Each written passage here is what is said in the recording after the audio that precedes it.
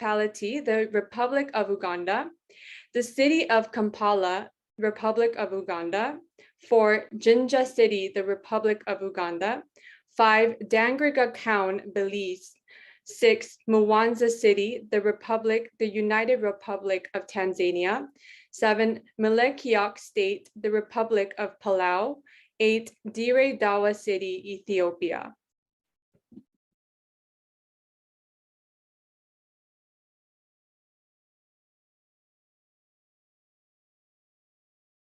Furthermore, this year alone, there were 36 cities celebrating Kailasa's HDH Nithyananda Day, which was on January 3rd, 2022. And with 115 proclamations and certificates of recognition from politicians across 12 countries, including US congressional recognitions from Virginia, California, Illinois, Utah, California, Maryland, Colorado, Ohio, the Texas House of Representatives, California State Senate, Assembly member from California, the Governor of Maryland, the Mayor of Mwanza City from the United Republic of Tanzania, and from the Mayor of Dangriga Town in Belize.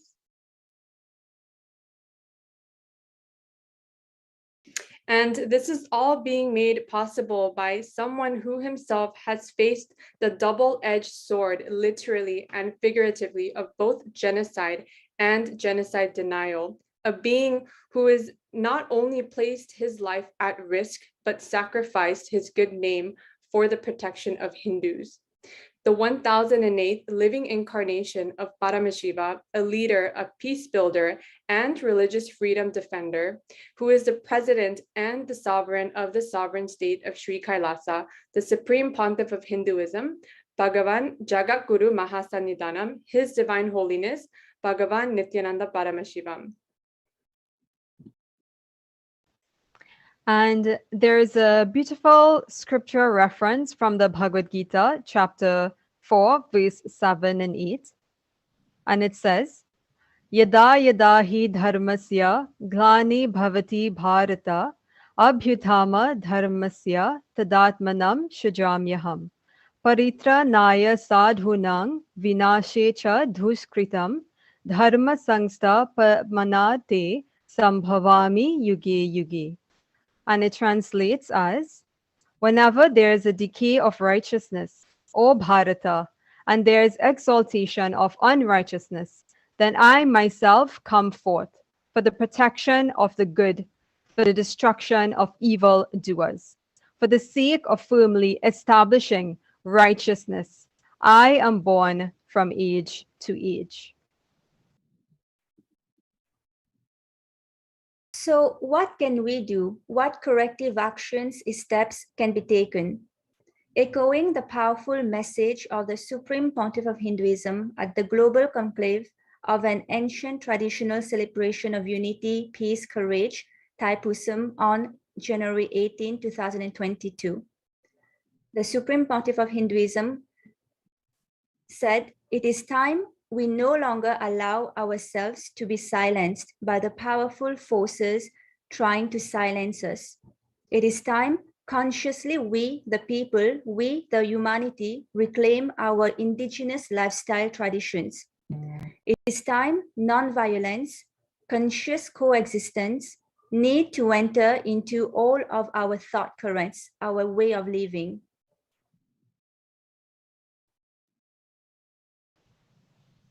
So it's time we, as a humanity, collectively take action to ensure genocide never again, Holocaust never again. It is time we, as a humanity, as leaders, decision makers, recognize the Hindu Holocaust and Hindu Holocaust denial that exist and take the right conscious corrective actions to end this crime versus humanity." And to close today's presentation, we have two beautiful and powerful messages from the Supreme Pontiff of Hinduism, Bhagwan Nithyananda Paramashivam, from two occasions just recently, where Bhagwan says, that non-violence is the foundation of Hinduism and the foundation of Kailasa's constitution. And secondly, Bhagwan says, the ultimate cosmic law is ahimsa, non-violence. It is the most powerful, best strategy, even to stop the Hindu Holocaust. So on behalf of Kailasa UN Mission, and with the grace and blessings of the Supreme Pontiff of Hinduism, Bhagwan Nithyananda Paramashivam, we thank you for being here and participating in today's very special segment on this International Day in commemoration of victims of Holocaust. So we now end with the Purna Mantra. Om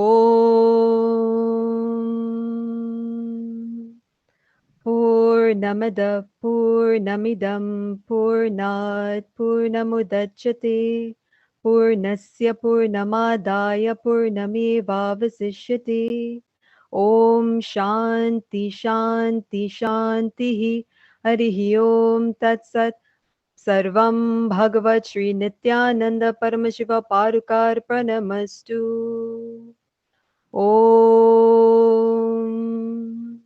Nithyanandam.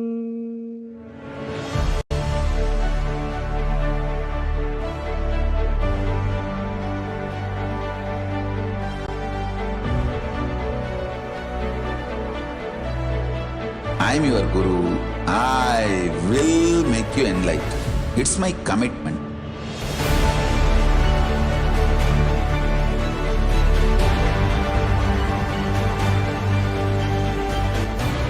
Till you become Paramashiva, I won't rest. Don't worry at all.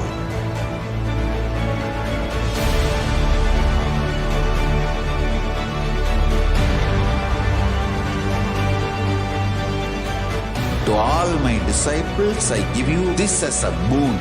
I'll swallow everything with which you are stuck and liberate you all.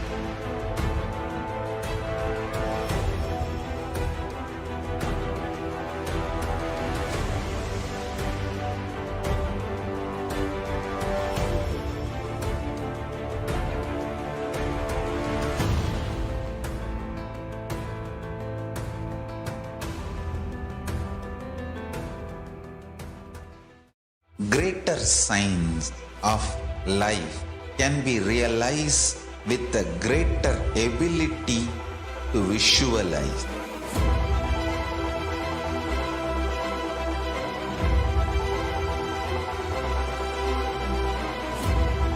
Greater science is the equivalent word for Hinduism.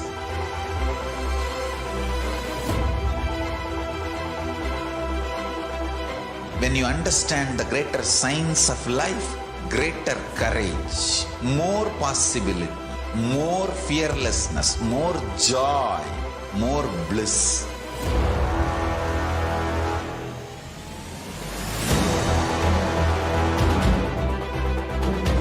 When you visualize Paramashiva with 25 heads, 75 eyes, 50 hands, your consciousness becomes ferocious, and that ability to visualize, you will get involved in everything deeply.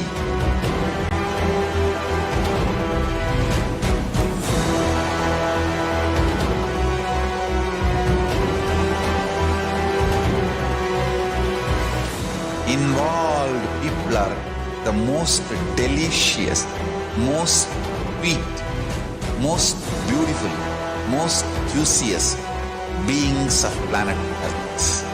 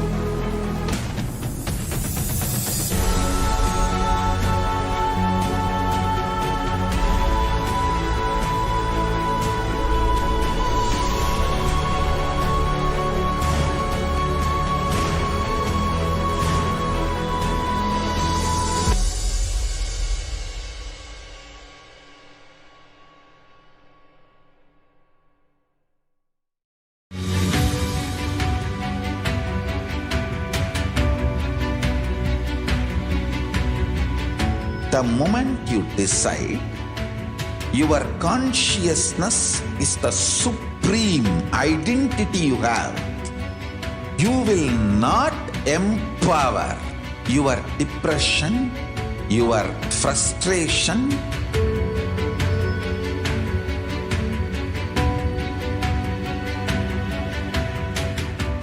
deal your problems, whether it is simple headache or depression or the worst suicidal patterns or life negativity, only through consciousness. Don't go for any other solution.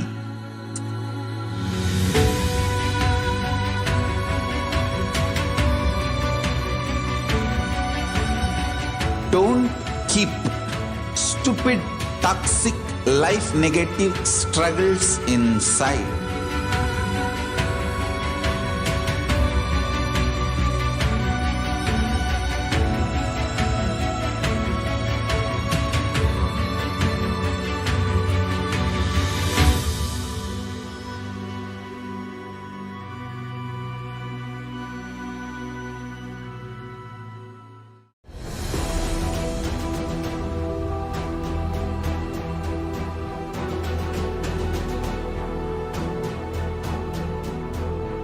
Your consciousness has power at this moment to swallow, digest, clean up all negativity and all toxins.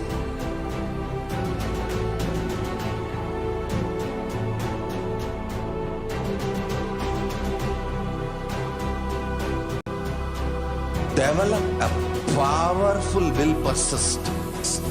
That's the most important asset for life.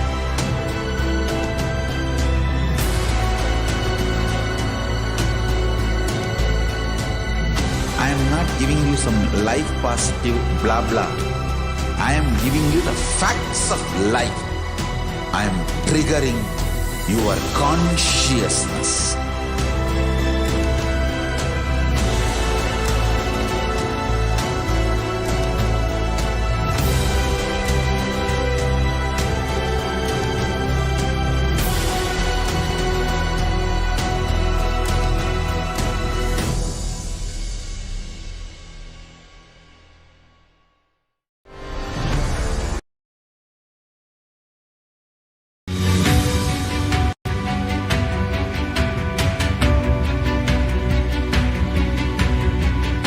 The moment you decide, your consciousness is the supreme identity you have. You will not empower your depression, your frustration,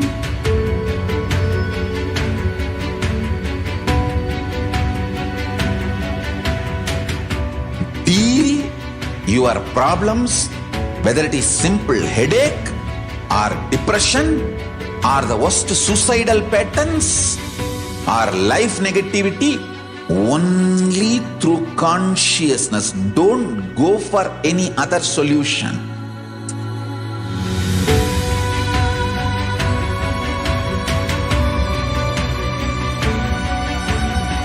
Don't keep stupid, toxic, life negative struggles inside.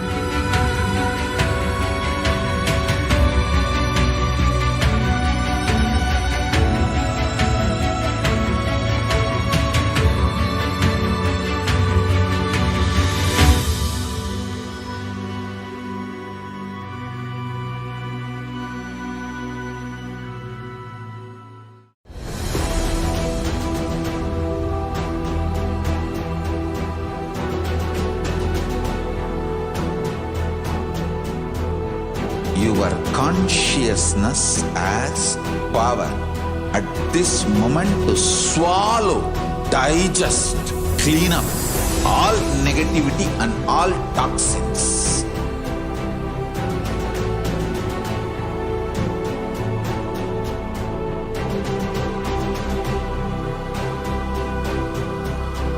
Develop a powerful will persistence. That's the most important asset for your life.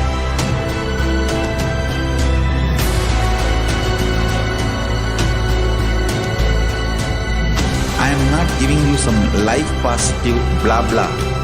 I am giving you the facts of life. I am triggering your consciousness.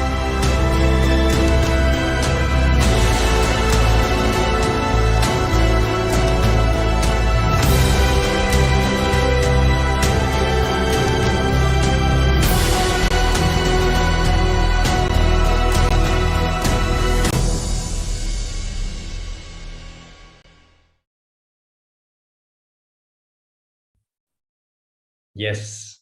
So welcoming each and everyone back.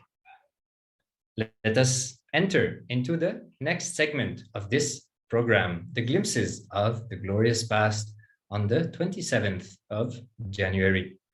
On this segment, if you do not already know, we go through the years and visit the various activities and contributions that the Supreme Pontiff of Hinduism has performed since he started his public life. So we'll be going through the various years and see how, in the process of reviving Sri Kailasa, the Hindu nation, enlightened ecosystem, civilizational nation, the Supreme Pontiff of Hinduism has contributed in various ways and has shown how Hinduism can contribute to the various dimensions of humanity and the needs of humanity today. So we are now entering into the first year, 27th January 2004. So on this year, the Supreme Pontiff of Hinduism, Jagadguru Mahasannidhanam, His Divine Holiness Bhagwan Nithyananda Paramashivam, expounded on the states of consciousness during the everyday live public talk, the Nithyananda Satsang. In this talk entitled Yoga Nidra, Sleeping into Divine, the Supreme Pontiff of Hinduism explained the four states of consciousness: the waking state, dreaming state, deep sleep state, and enlightened state. He explained how all of them are interrelated and revealed that in order to enjoy the world, to really feel life, one needs to control all bodies. The Supreme Pontiff of Hinduism shared that only in the fourth state one is truly alive. But until then, one will see only what he wants to see, even in the daytime. So in this, we will be watching a short clip shortly. So the Supreme Pontiff of Hinduism expanding on the various states of consciousness and the importance of gaining control through the space of completion, getting control of all these states in our life for us to experience our true self and to experience the real life and not just our own perception of what is happening. So let us have a quick look, few minutes into this live talk done by the Supreme Pontiff of Hinduism entitled Live Through Your Physical, Subconscious and Conscious and Subconscious Bodies. So let us have a listen.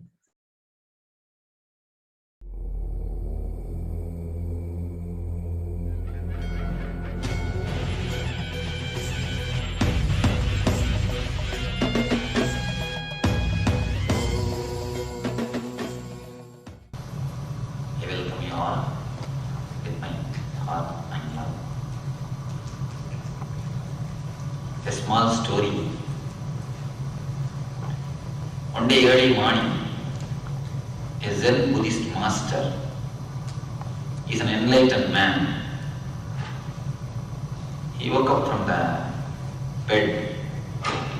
He had thousands of disciples. Suddenly early morning, as soon as he got up from the bed, he started weeping. He started crying aloud. None of his disciples could understand because he is an enlightened man. He used to wipe the tears of thousands of people. But suddenly he is weeping. Suddenly he is crying. And you do not know what these Zen masters do. They are very famous, popular for their mysterious ways of teaching, for their untraditional way of teaching. Suddenly he started crying, weeping and wailing. None of the disciples could understand. Anyhow, one disciple, who is a chief disciple, he went near him and asked, Master, why are you crying? Why are you weeping? He said, yesterday night, in my dream, I saw that I became a butterfly and started flying in our garden. But the disciple could not understand. He said, why? It is just a dream. Why are you weeping or crying for that now? Just you dreamt as if you became a butterfly. What's the wrong in it? Nothing wrong. It's after all a dream. Why do you weep or cry for that? He said, this is a statement you should understand. If you understand this one statement, you will understand the whole teaching or whole class which you are going to see today. He says, I do not know whether I have dreamt that I became a butterfly or that butterfly is dreaming that he has become a master and sitting in front of you. Understand?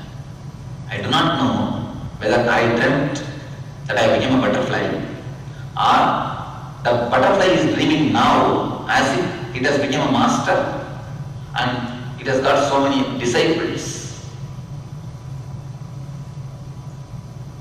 Yes. How can you solve this problem? How can you answer for this question? He says, I do not know whether I dreamt that I have become a butterfly or that butterfly is dreaming, now it has become me. Anybody who can answer? Any answer? Now any of you have got answer? You can be open, you can come up. Yes. Well, he dreamt, his dream was beautiful that he was a butterfly and coming back.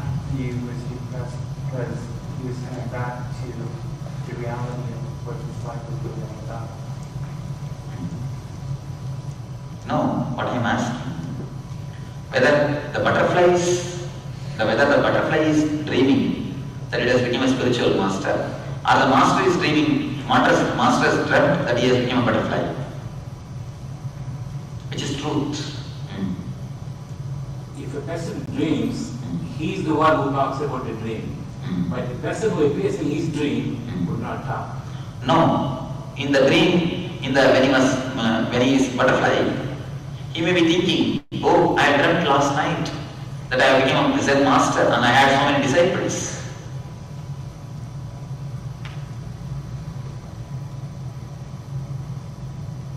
What have I got to say about that? He may be telling his friend butterfly or his partner butterfly, oh, you don't know, last night I dreamt that I became a Zen master and I had so many disciples around me in my dream. All these thoughts are transient, it's not permanent. That is what is the essence of today's class. Let us enter into the subject. He said rightly, both the thoughts are transient.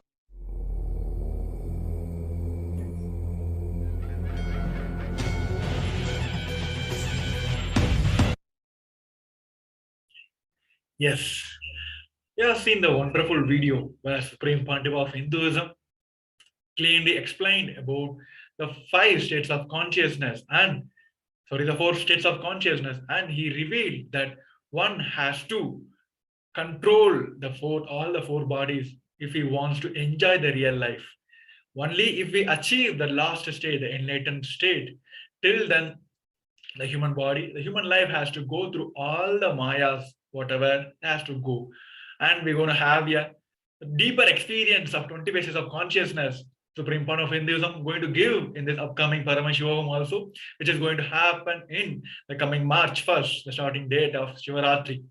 Now we'll be entering into the next year, which is 27th January 2005, where in this video on the same day, where we had a wonderful darshan and followed by the Nitya Satsang, we see that Supreme Pontiff of Hinduism, HDH Nithyananda Paramashivam, continued his discourse on the Shiva Sutras. Here, we are hearing the discussion between the Swamiji and the audience as they attempted to find the answer to the question, what constitute as a seed. Through a series of questions and answers, His Divine Holiness led us to the better understanding of these concepts. So here, whenever the guru-disciple meets, where the best relationship starts with when you go to the guru with the I don't know anything. That starts the beautiful relationship between the guru and the disciple. Here, the same way in the Shiva Sutra segments, where all the devotees had the wonderful opportunities to ask their questions. That is where the strong belief happens. It is not just one-way communication. Simply the guru tells disciples go with their words. Somewhere here, just asking a minor question, maybe a silly question, even if you see many of the Devi Parashakti, AKASHIC readings or during the satsangs also, many questions have been answered by Supreme Pontiff of Hinduism and Devi also. Those questions you may have felt it is not in this right forum. It may look small, but that is where the best relationship starts. Here, Devi also, the Supreme Pontiff of Hinduism also, they will attend to each and every question. It is not about the question. It is not about the answer to the person. It is about the strong relationship, that guru-disciple relationship start building between the guru and the disciple. Here, all the Adinavasis and the disciples, devotees from the Satsangis from all across the globe had a wonderful opportunity, had a Q&A, the question and answer session with the Supreme Pontiff of Hinduism. Here in this video, we can see how it happened with a beautiful experience.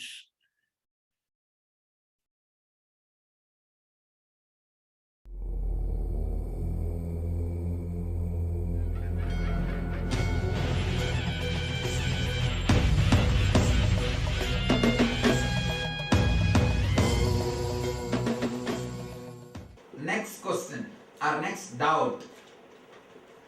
What constitutes seed? This one line is enough. I can finish. I can speak till Shivaratri.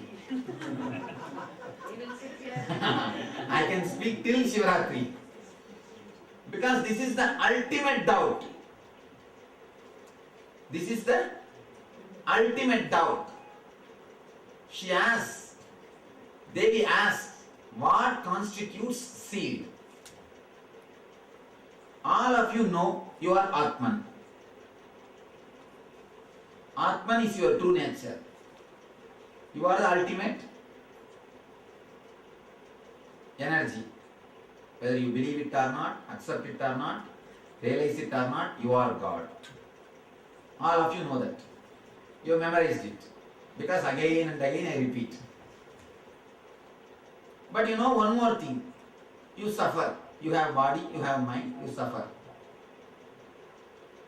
How and why when the Atman becomes body-mind? Atman became body-mind.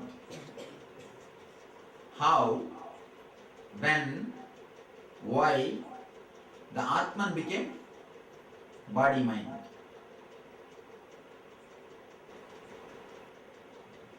How?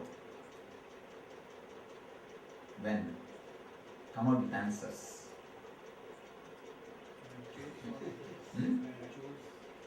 When you choose, why did you choose? Why did memories and desires come? Because they say Atman itself is energy and enjoyment, bliss. Why did that get some other desire? That is a doubt I guess. How? That's what I'm asking you. How? Because of not experiencing. Atman is experiencing. How? You see, how you became this person? But why choice? What choice? Because of your karma. How the karma started? How the previous birth started? How the Purujanma Vasana started? How the desire started? How the Maya started? How the ignorance started? Why did life start then? But you are enlightened already.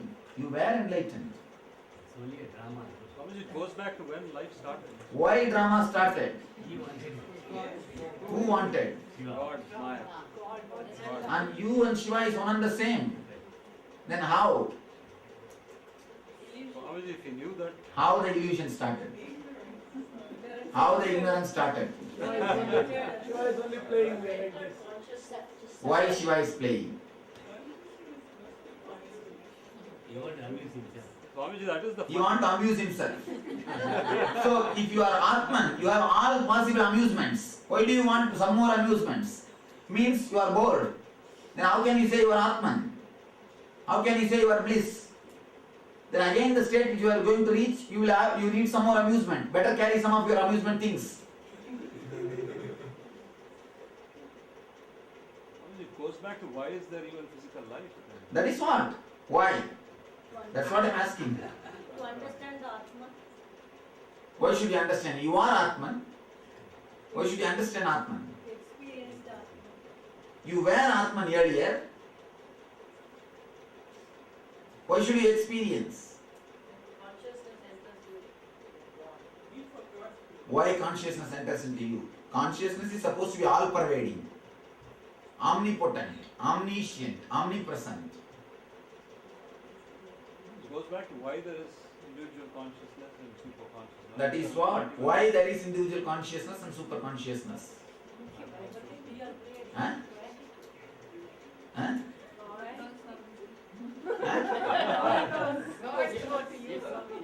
If we know the answer why we are sitting here, sir. Why I wanted to become. Question is why I wanted to become, and I was enjoying the bliss. If it were to be no, there would have been no difference here.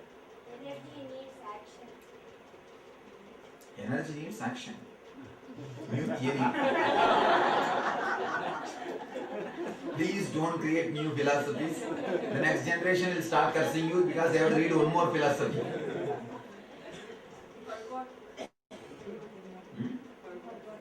What you forgot? You scrambled there also.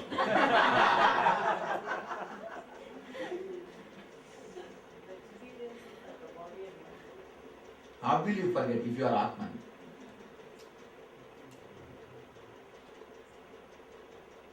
How will you forget if you are Atman? So you are basically Atman. But now you have suffering of body and mind. How you became body-mind? How can we enjoy the Atman?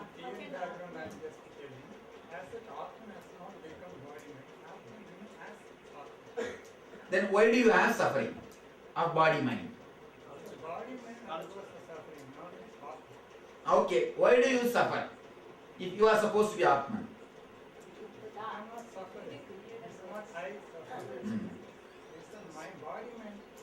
Alright, if you suffer, do you feel the suffering or not?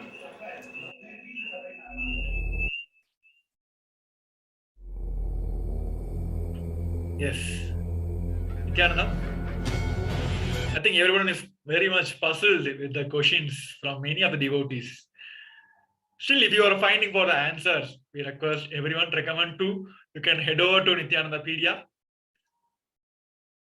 Then you can type this date, 27th January 2005, and then you can very much find the answers here.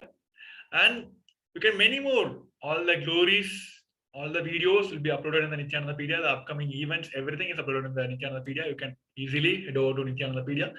All the dates, all the glory of the pots, all years, all months, all dates are uploaded in the Nithyanandapedia. You can very much go over and find all the glories from all the satsangs, all the things can be from the Nithyanandapedia. So now we are moving on to the next year, 2000. 7, the Supreme Pontiff of Hinduism, Jagat Guru Mahasannidhanam, His Divine Holiness Bhagavan Nithyananda Paramashivam, expounded on the cosmic principle of unclutching during the Nithyananda program. In this talk, entitled By the Nature You Are Unclutched, friendly and candid Q&A session with the Bhagavan, the Supreme Pontiff of Hinduism answered questions from delegates on unclutching and revealed that thoughts are unconnected, illogical, independent, irresponsible, and unclutched. He explained that what one thinks as logic itself is illogical and that connecting thought is not actually connection.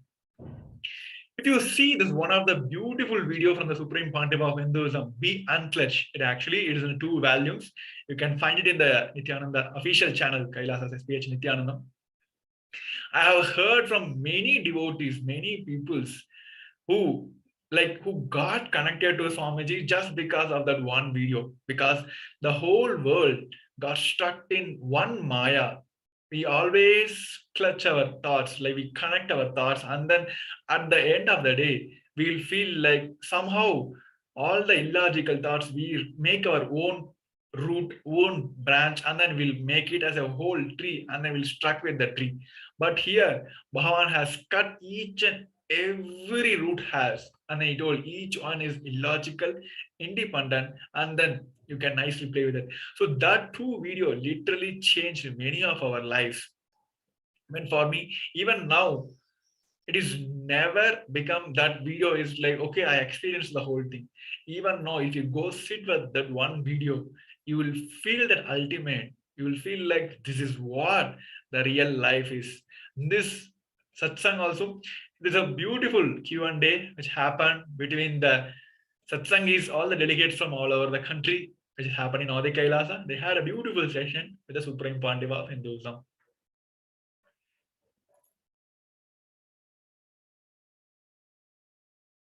Now, let us see how that Q&A went.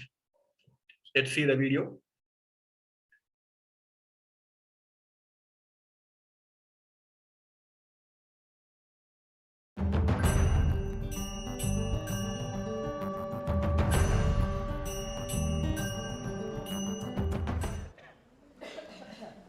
By unclutching, if I decide to do something else or nothing, I feel I will be less useful to mission due to progressive decline in contacts.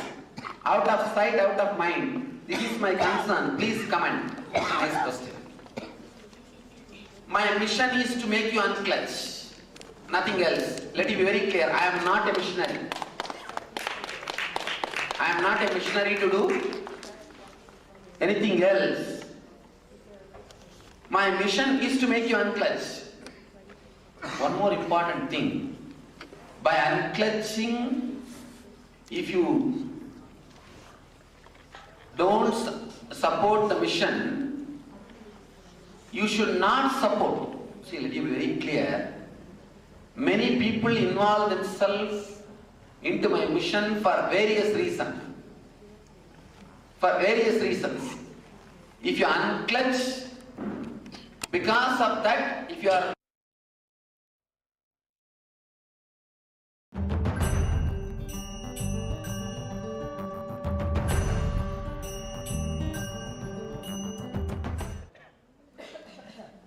by unclutching, if I decide to do something else or nothing, I feel I will be less useful to mission due to progressive decline in contacts.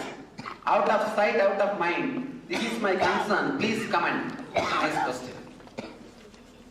My mission is to make you unclutch. Nothing else. Let it be very clear. I am not a missionary. I am not a missionary to do anything else. My mission is to make you unclutch. One more important thing. By unclutching, if you don't support the mission, you should not support. See, let me be very clear. Many people involve themselves into my mission for various reasons. For various reasons.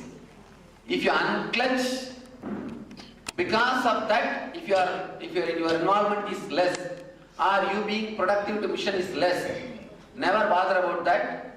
That's good for you and good for me, good for the whole mission. Good for everybody. It will be good for everybody.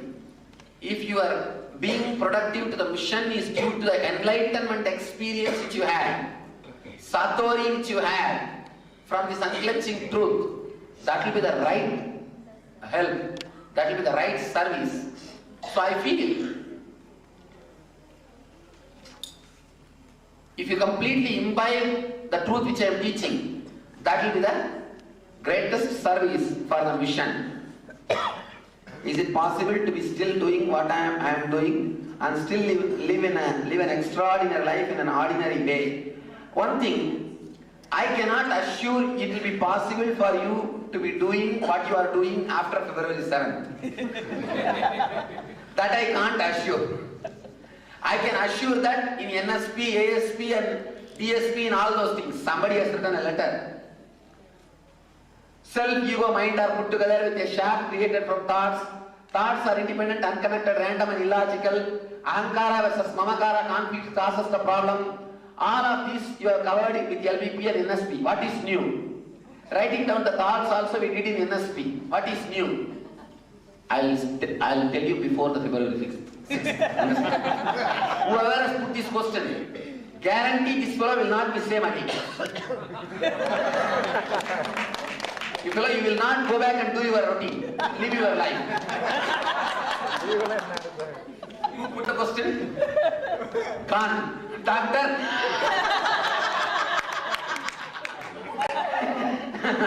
You see, in NSP or ASP you heard. Now you will see what happens. Now,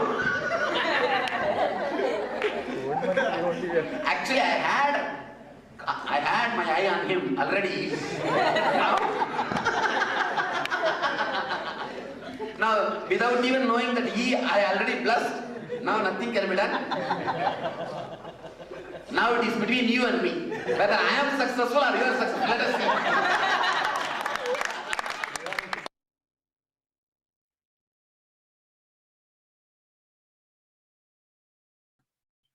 Yes. So as we saw, a short glimpse of the satsang given by the Supreme Pontiff of Hinduism. So inviting each and everyone to go on the 27th of January 2007 to see the rest of the satsang. As you saw, being in the presence of the Supreme Pontiff of Hinduism is very joyful, blissful. We had a glimpse of the Supreme Pontiff of Hinduism laughing and sharing many things with the audience. Such an amazing space to experience the joyfulness and the bliss, the ecstasy that the Supreme Pontiff of Hinduism radiates when he engages with each and every one of us. So we're now entering into the year 2010 on the 27th of January.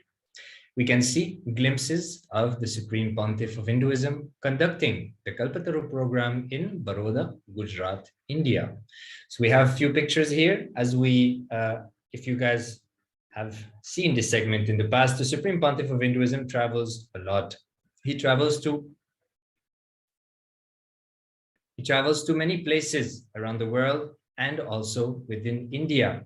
At this time, especially in the years 2005 to 2010, the Supreme Pontiff of Hinduism used to travel extensively, literally giving a program during the day, giving darshan during the night, traveling to the next location and starting this whole program again and again. Yesterday, we saw the Supreme Pontiff of Hinduism was in Mumbai. Today, he is in Baroda, Gujarat.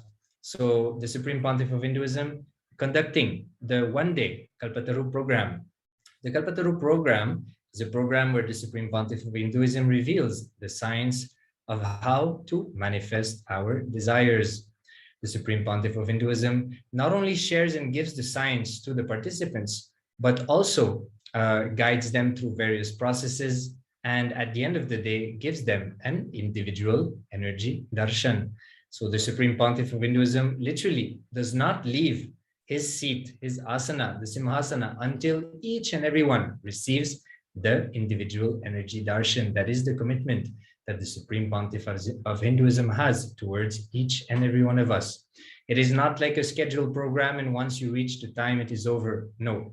When the program is over, it is over. Until then, it keeps going on. So the Supreme Pontiff of Hinduism used to finish his days very late in the night, sometimes in the next day morning, and then traveled to the next location to start giving the program again and again, darshan in the night.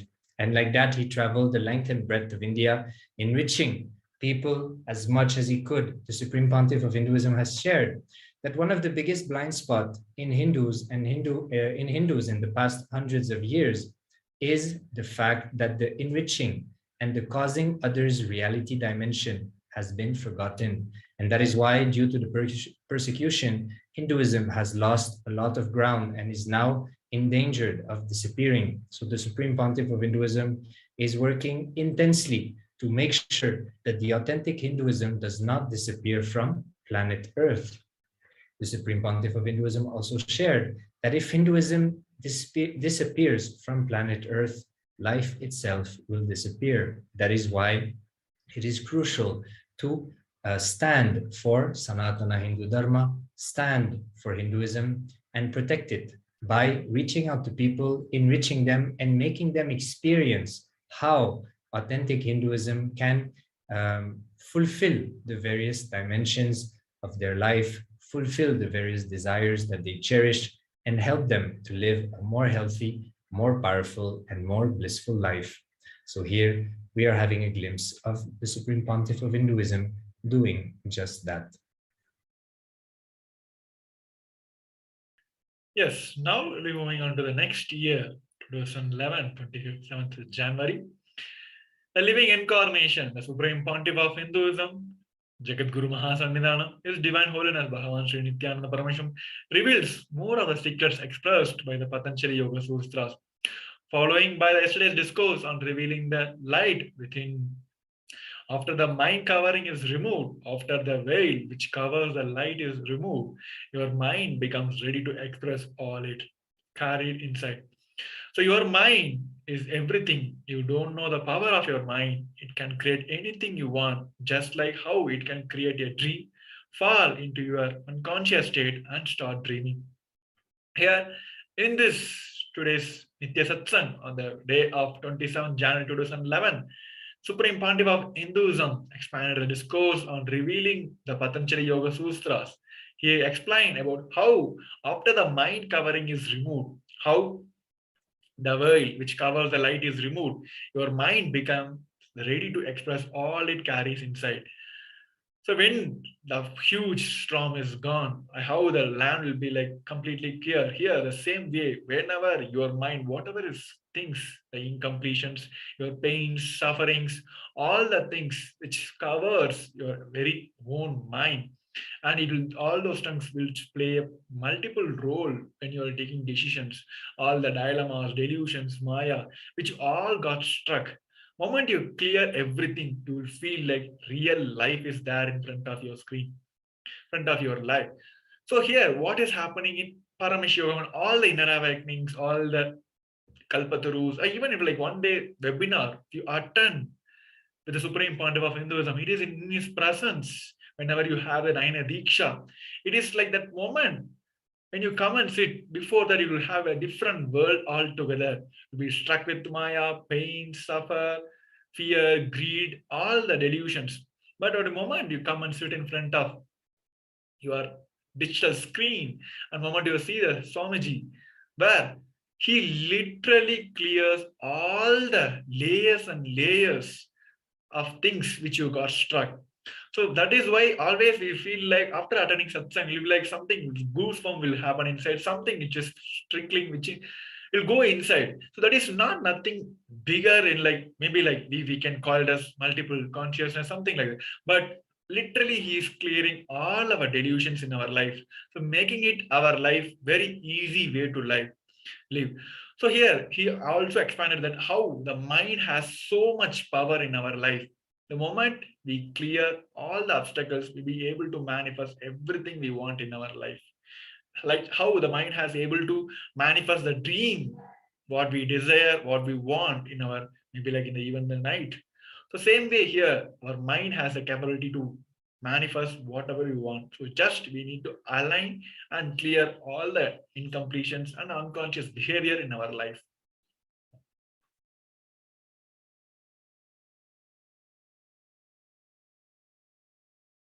Let us now enter into the next year, the 27th January 2012.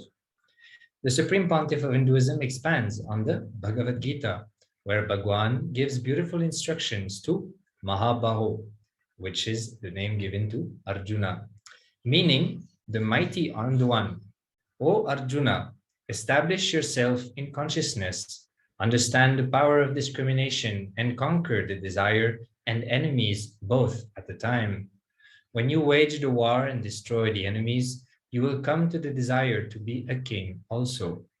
Knowing the power of discrimination and staying in consciousness, O Mahabahu Arjuna, conquer the desire and the enemies. It is a straight instruction for all of you. The sacred secret you need to understand is constantly be courageous and take decisions from your own consciousness and go on solving your outer world crisis, outer world problems. Don't be tired. No question of retirement in the cosmos. Go on solving, go on solving. I tell you, not only you will be solving the outer world problems, you will create a beautiful inner space where all patterns are broken and liberated. So a beautiful satsang discourse given by Swamiji, the Supreme Pontiff of Hinduism, commenting on the Bhagavad Gita. So the Bhagavad Gita was the revelations that Bhagwan Sri Krishna revealed to Arjuna on the battlefield of Mahabharata in the Kurukshetra war.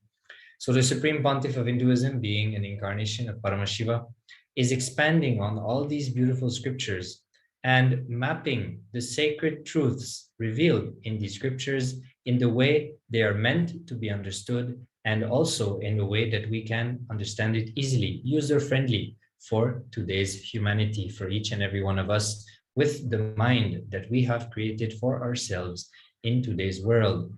So that is the responsibility of avatars. The Supreme Pontiff of Hinduism says, avatars land when the truths, the cosmic truths, need to be made user-friendly for humanity. So here the Supreme Pontiff of Hinduism is doing just that, and we are inviting each and everyone to go on Nithyanandapedia on the 27th of January 2012, listen to this amazing discourse. Here the Supreme Pontiff of Hinduism is revealing about the power of discrimination and the importance of conquering the desires and the enemies at the same time. The Supreme Pontiff of Hinduism quotes Sri Krishna sharing about when you wage war and destroy the enemies, you will come of the desire of becoming king also. This desire will also arise in you.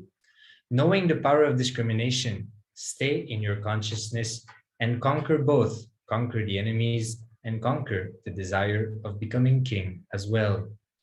So here, the Supreme Pontiff of Hinduism shows how spirituality and cosmic truths, powerful cognitions, which are filled in our Shastras, in the Vedas and Agamas, how they are very practical and user-friendly for us to apply in our lives. Here, the Supreme Pontiff of Hinduism shares, don't be tired.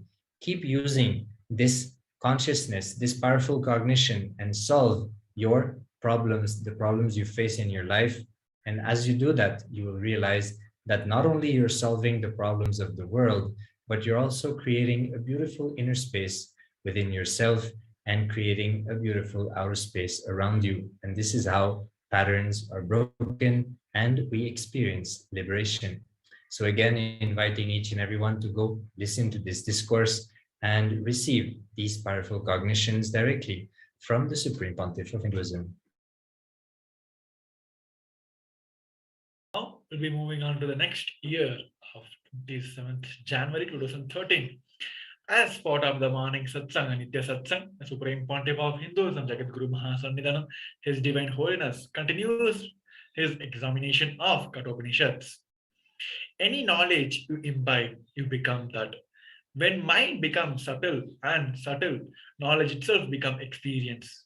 When your body becomes subtle and subtle, the sensitive and evolved, you become dual, meaning that the masculine strength and the feminine grace just emerge into one. The integrity and the authenticity of the masculine begin. being, the responsibility and the enriching of the feminine grace becomes one in the body. The inauthentic ones imagine themselves as authentic just because they have the knowledge which has not yet become the experience and go around and around in the crooked way. Like the blind led by the blind. Even one wrong idea inside your system by the wrong book or the wrong logic sometimes takes you years to clean and get out of it. So here you can understand from the very statement from the Supreme Pontiff of Hinduism why there is so much of authenticity needed in every aspect of our life. If we will see each and every segment, like Supreme Pontiff of Hinduism conducts, or the Acharyas of the Supreme Pontiff of initial disciples from the Supreme Pontiff of Hinduism conducts, everything has all the levels of authentication, starting from Sasa Pramana, Apta Pramana, Atma Pramana, Shakshi Pramana, Pratyaksha Pramana. This is where it is not just showing that we are authentic. It is about we imbibing. Here, whatever you cognize, whatever you believe, you will become that. So that is why so much of authenticity needed in every aspect of our life. See, in many of the lives, many people experience some good, some tricks, some good level of experience so that they can able to share to the others. But it is not wrong in sharing. But when you start receiving, you should know that experience, that way of life may helpful or maybe successful for that person. It may not suit for you. That is why even though the people who got enlightened, their teachings, their knowledge has to be always brainwashed with the acid washed with the Sasa Pramanas and the Apta Pramanas, the scripture reference and the authorities of the Hinduism who experienced and authorized this Pramanas.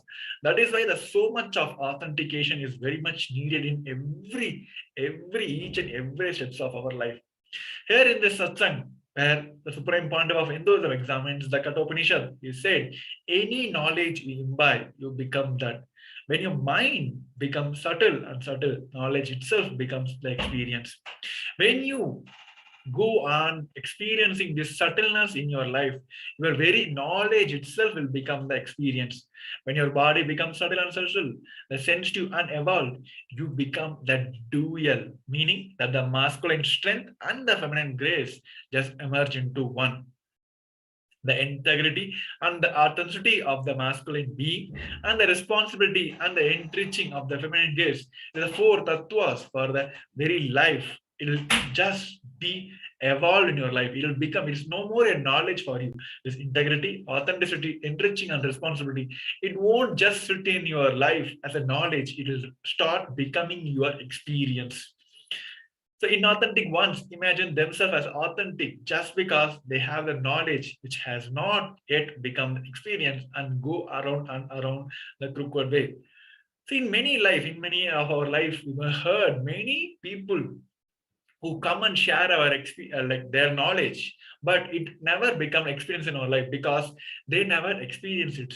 That is why they just feel they are authentic just because of the knowledge they have, and it will always go in the crooked way. And it's not only harmful for them, it is harmful for each one of us who listen to that. It is like blind leading the blind. Even one wrong idea inside your system by the wrong book or the wrong logic sometimes takes years, not only years, it will take lives and lives, births and births to change and get out of it. So let us see a short video where Supreme Pontiff of Hinduism is explaining how when you're struck with your life with the ego and how you clear your ego, be easy going. So before you watching this video, we're going to have a short break. Please, all of you, stay tuned.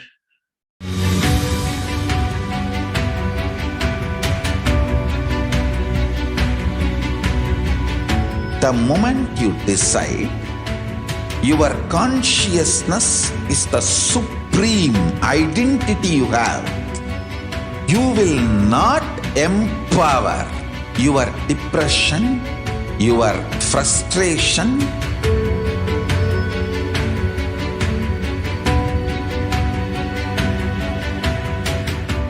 deal Your problems, whether it is simple headache or depression or the worst suicidal patterns or life negativity, only through consciousness. Don't go for any other solution.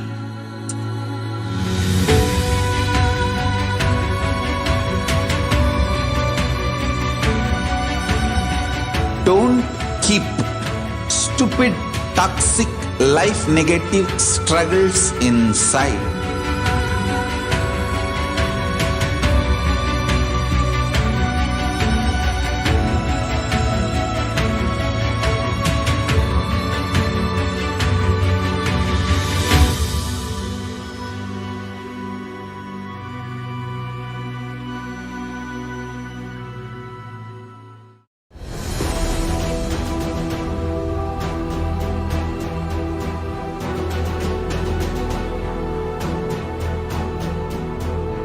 Your consciousness has power at this moment to swallow, digest, clean up all negativity and all toxins.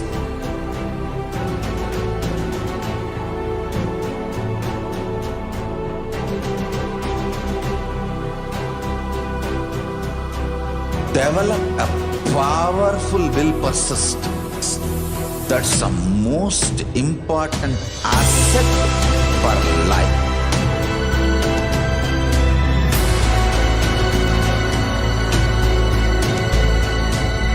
I am not giving you some life positive blah blah. I am giving you the facts of life. I am triggering your consciousness.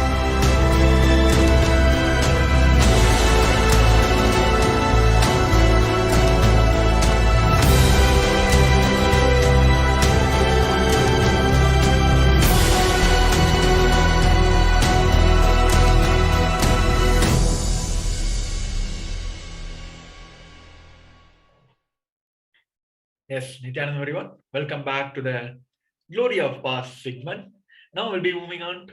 We're going to have a glimpses of the satsang from the Supreme Pontiff of Hinduism, and he talked with the title of "Is Your Life is Egoing or Easygoing?" Let's have a glimpse of this video, the discourse.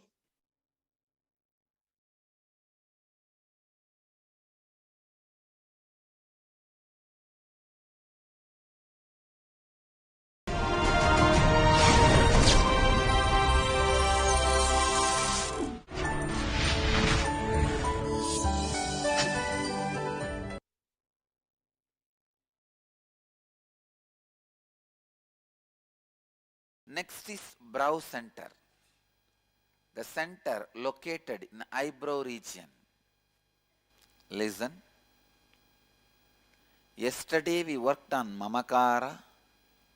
So far we have worked on both mamakara and anyakara. Did you observe? We were too busy with mamakara and anyakara. We did not work on ahankara. Now we are going to work on ahankara. The relationship you share with both your mamakara and ahamkara is directly connected to your brow center. When you have non-integrated and inauthentic relationship between mamakara and ahankara, for example, in mamakara you feel you are covered, frightened, no courage, and in ahankara you show courageous, powerful, direct inauthentic, direct non-integrated. Then your ajna collapses. Having integrity and authenticity with mamakara and ahankara, your ajna flowers. Unfortunately, almost all human beings have inauthenticity with both mamakara and ahankara. How many of you feel you have inauthenticity with your ahankara and mamakara? I think I should ask in the other way. How many of you feel you don't have inauthenticity? No, you cannot be. If you have, come on, I have a place for you here. This whole second row you can fill. Or I'll even empty this line, you sit there.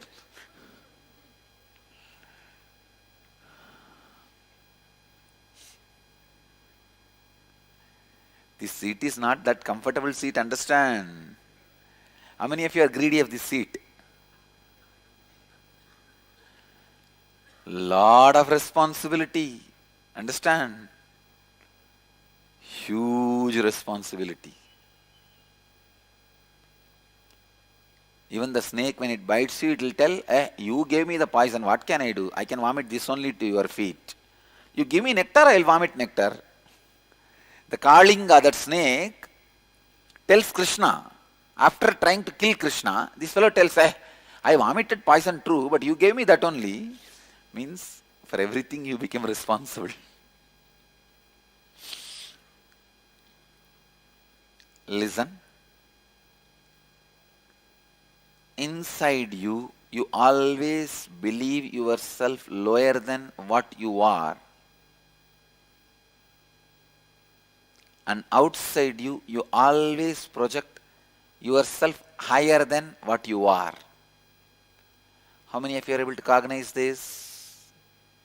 Anya, brow center collapses when your ahankara and mamakara is not aligned, whenever there is a mismatch in what you believe as you inside and what you project as you outside.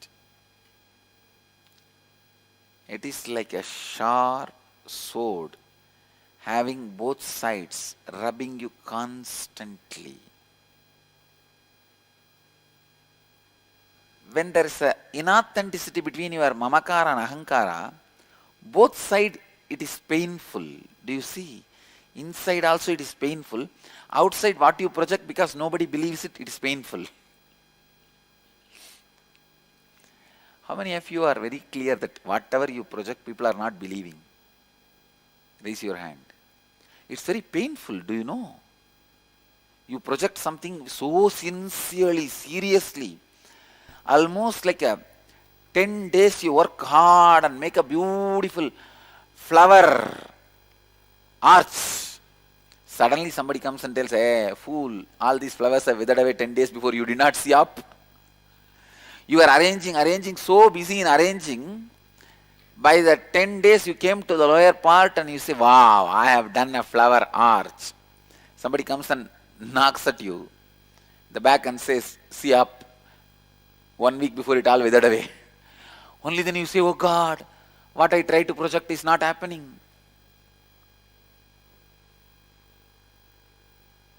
It hurts. It hurts. The inauthenticity of your ahamkara is pulling you down and making you feel shrink. Your life only has two ways. One, egoing or easygoing. If it is not aligned, your mamakara and ahankara, it is egoing. If both of them are aligned, it is easygoing. You can see when someone is egoistic, they become very heavy, serious, start living with disease. I think if you do the process, you will be able to have deeper insights. When you expose your mamakara to the world, you lose effectiveness with people. No, I am not saying you expose. All I am saying is align.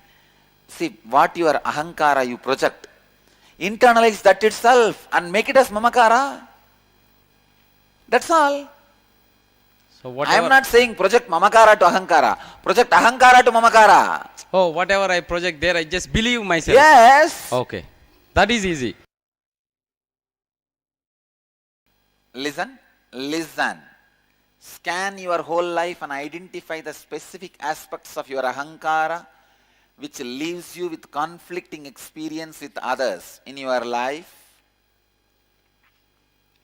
That is, identify areas of your life where you feel powerless or experience conflict with others because of the thoughts and words you have uttered and the perception about yourself that you have projected to others, which is not aligned with what you experience as you inside you. For example, you have projected an image to your boss that you are very efficient, and deep within you project an image to yourself that you are a failure. So your efficiency is not showing up in your work and your boss is not happy with you. This may leave you with a conflicting experience in your relationship with your boss. This is an example. Understand, whenever you feel powerless or experience conflict in your life, there is surely some inauthenticity in that aspect of your life. Second, look deeply within and identify the inauthenticity in those conflicting aspects of you that you project to others as you. Identify the words you utter about yourself to others which are not according to the peak of your capacity. That is, what do you think of as your peak capacity and what do you project to others as the peak of your capacity. Identify the words you utter to others about yourself which you did not honor and fulfill. Now restore integrity and authenticity in those aspects of your life. Complete with others who are involved in the respective conflicting situations in your life. Actually, this fourth and fifth is you are supposed to be doing in the house. First three only you are supposed to write answer. Fifth is now with integrity and authenticity, give a new word to others about yourself. Give a new commitment to others which is aligned with the peak of your capacity. That's what you think of as your peak capacity, what others think of as your peak capacity, and declare that.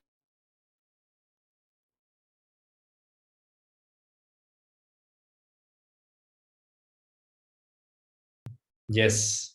So welcoming back each and everyone. So after having listened to this discourse of the Supreme Pontiff of Hinduism and the importance of bridging the gap between the inner image, Mamakara, and the outer image, Ahankara.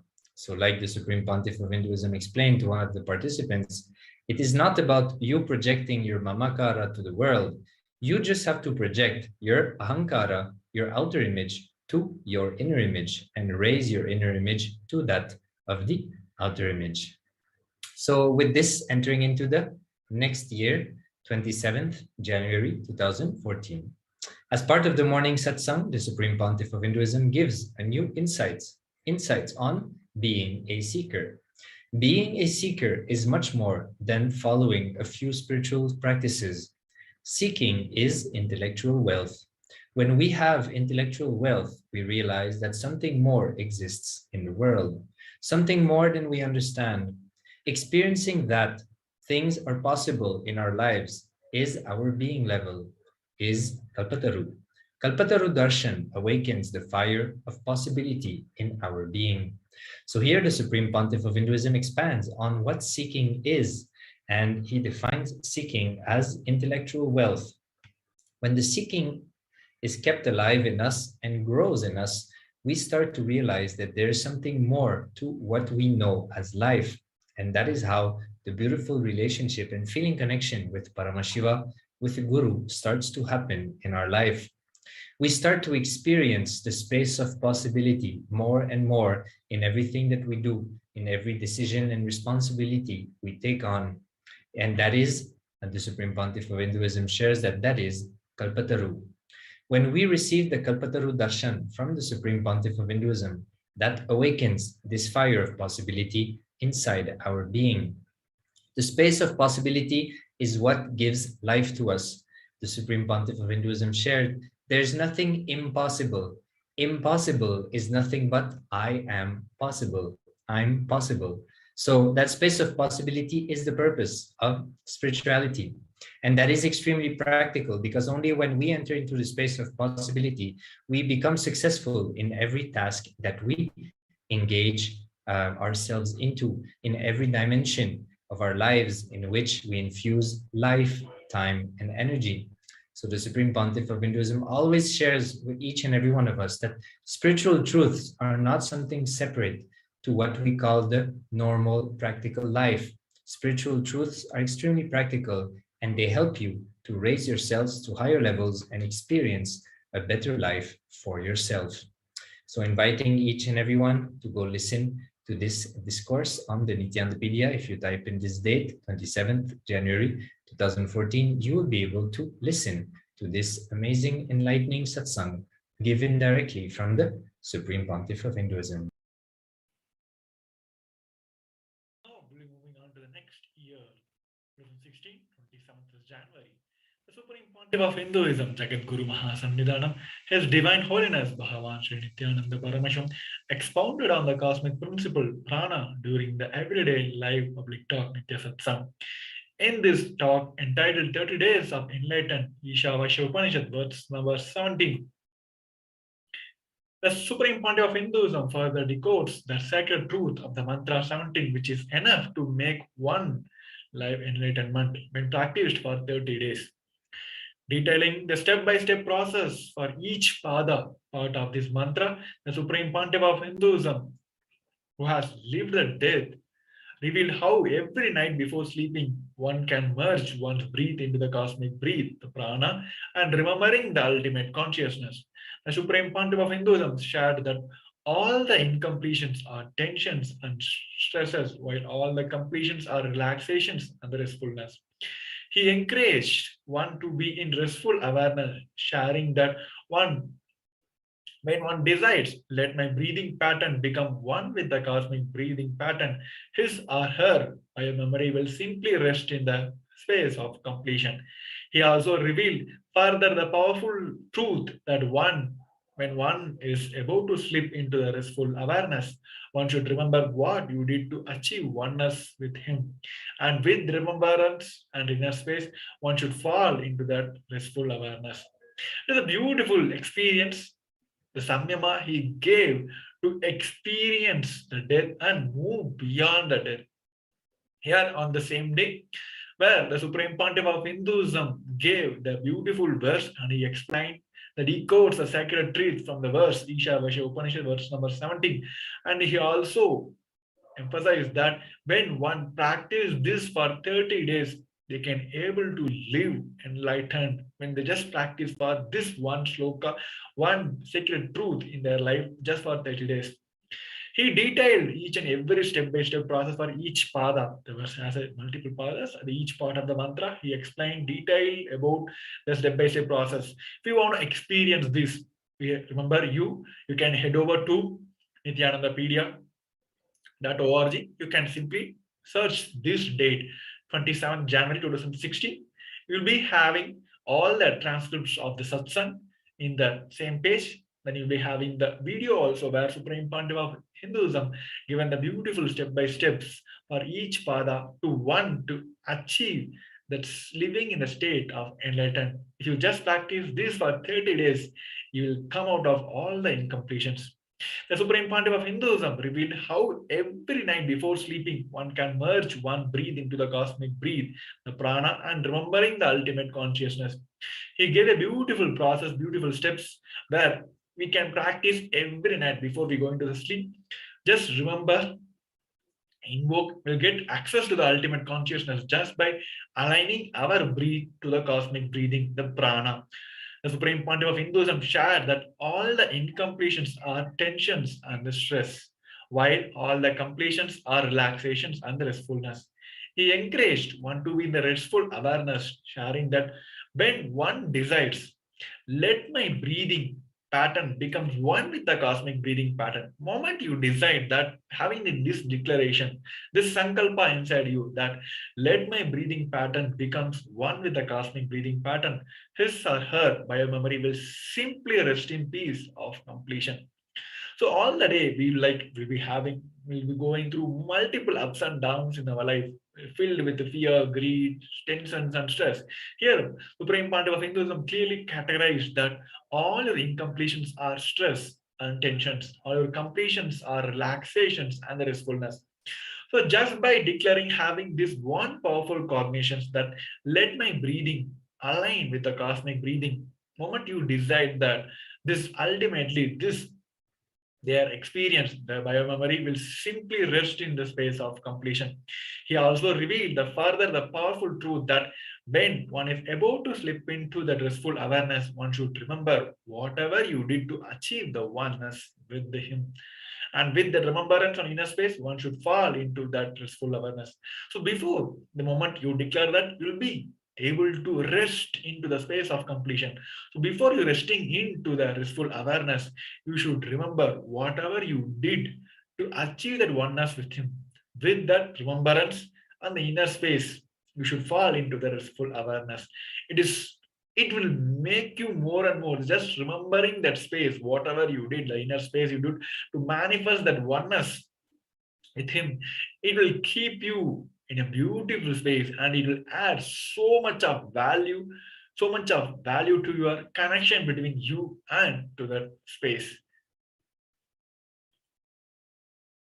Here we have the glimpses of the steps where Supreme Pontiff of Hinduism given for all the disciples to practice.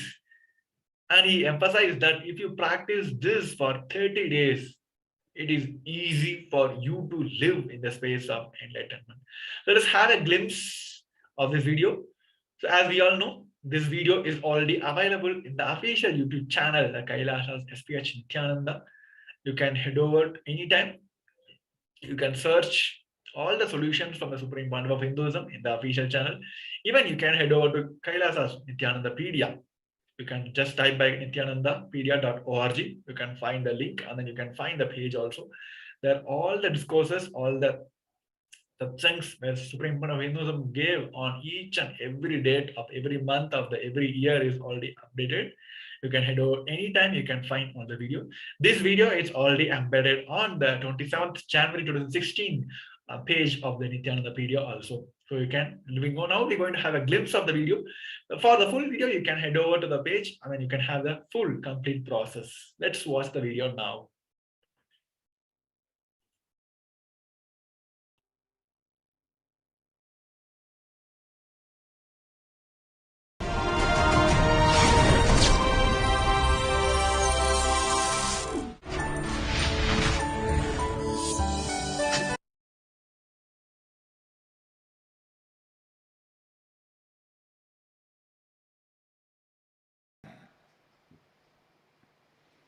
Stressed means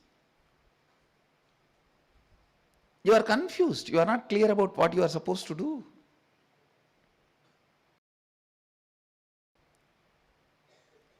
Completion is restful awareness.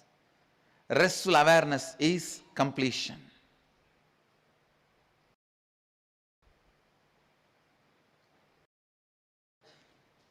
Restfulness is not laziness. Please be very clear. I am not promoting your laziness. I am promoting restful awareness. When you decide, let my breathing pattern become one with the cosmic breathing pattern, your biomemory will rest in the space of completion. Next, very powerful technique. Basmandaggu sariram. Lie down in your bed before falling asleep. Declare, let my breathing pattern become one with the cosmic breathing pattern. That is, just declaration is enough. The second part, Basmandaggu sariram. Visualize everything is burning. Your body, the bed on which you are lying down, the room in which you are sleeping, anything you can visualize is burning. It is returning to its original source, Mother Nature. With this, your muscle memory will become pure. Your muscle memory will rest in the space of completion, because all your muscle memories are stored in your muscles. If you visualize, not only your muscles are burning, anything which can be visualized in your eye muscles, anything you can remember only in the muscles of the eyes. So even that you should visualize as burning.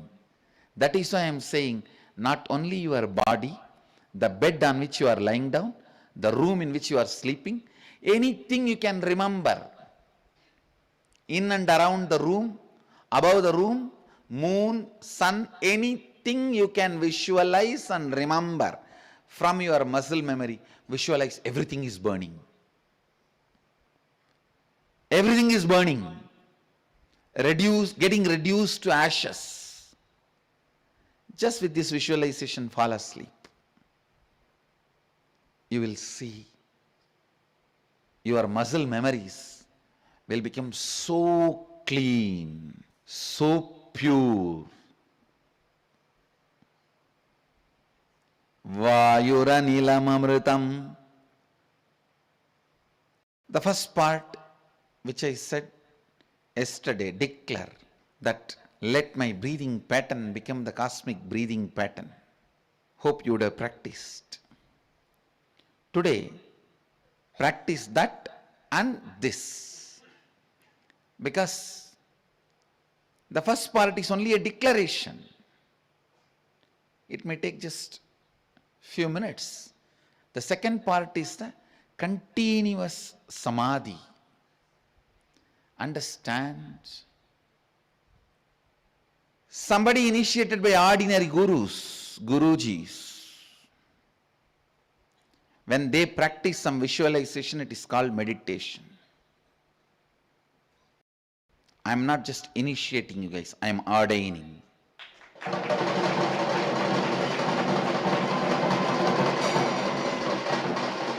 When I ordain, I sustain. When you guys practice, it is not meditation or contemplation, it is samadhi. Listen to my words and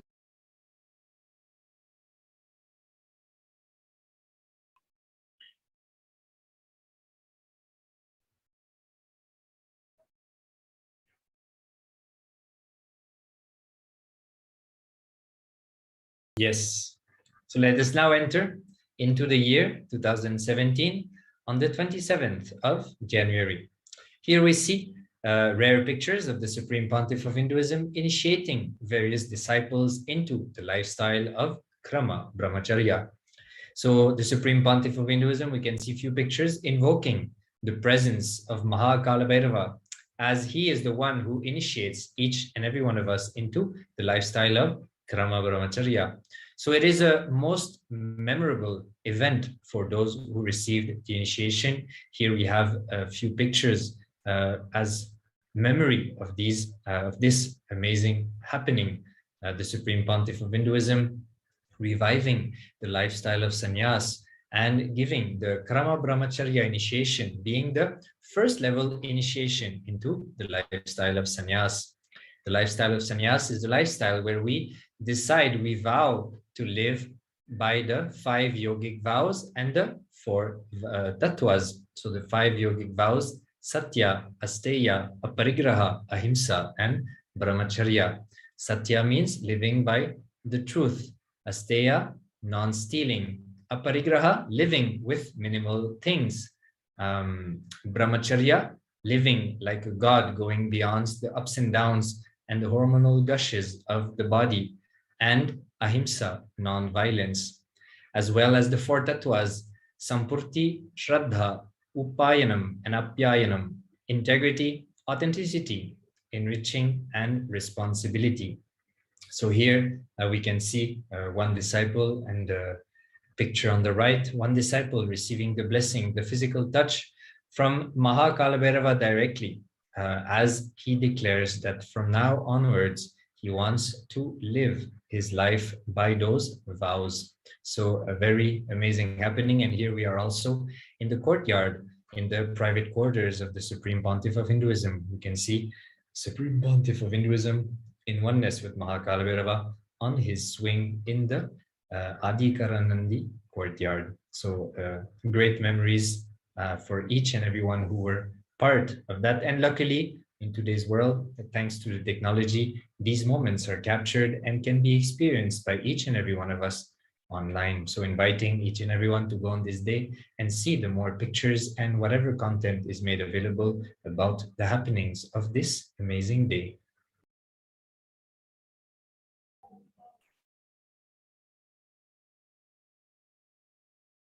Now we'll be moving on to the next year, where we're going to see enter into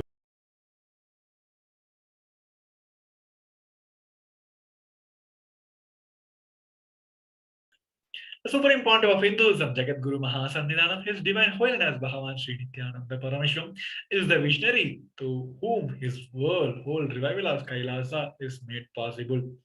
His Divine Holiness revealed that you are not the body or mind, but your consciousness. And when you sit with this one truth, the purpose of your existence will change.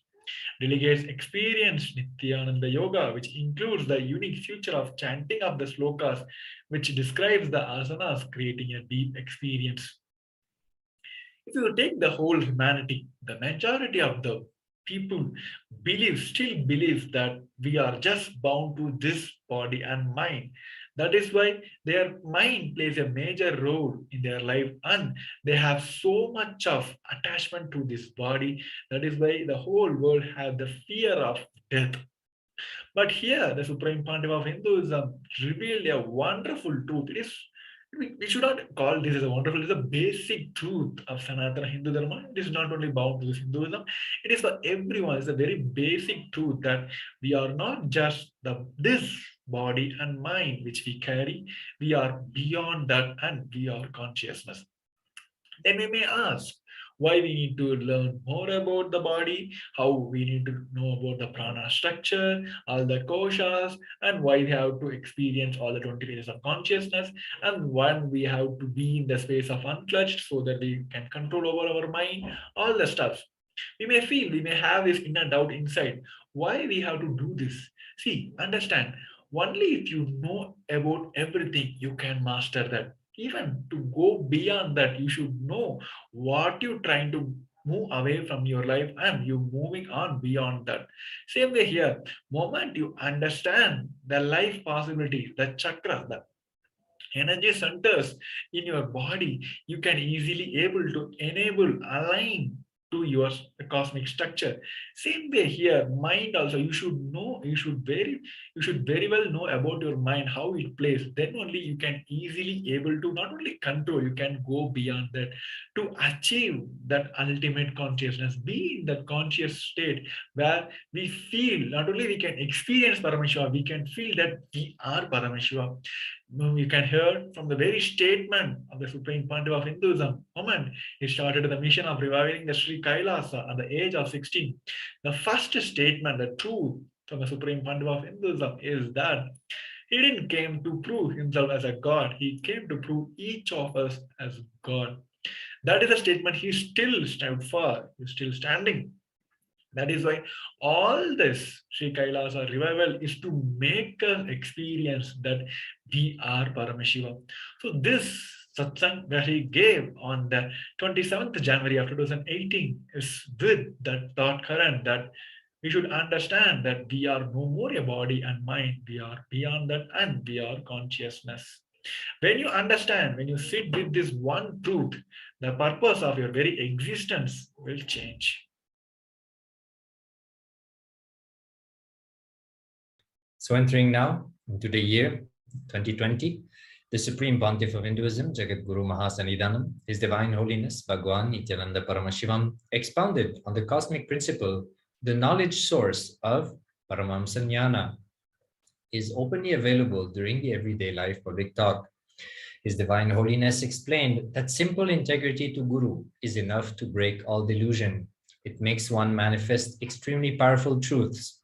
Same way, the whole Paramashiva Jnana is available to download with the Atmalinga.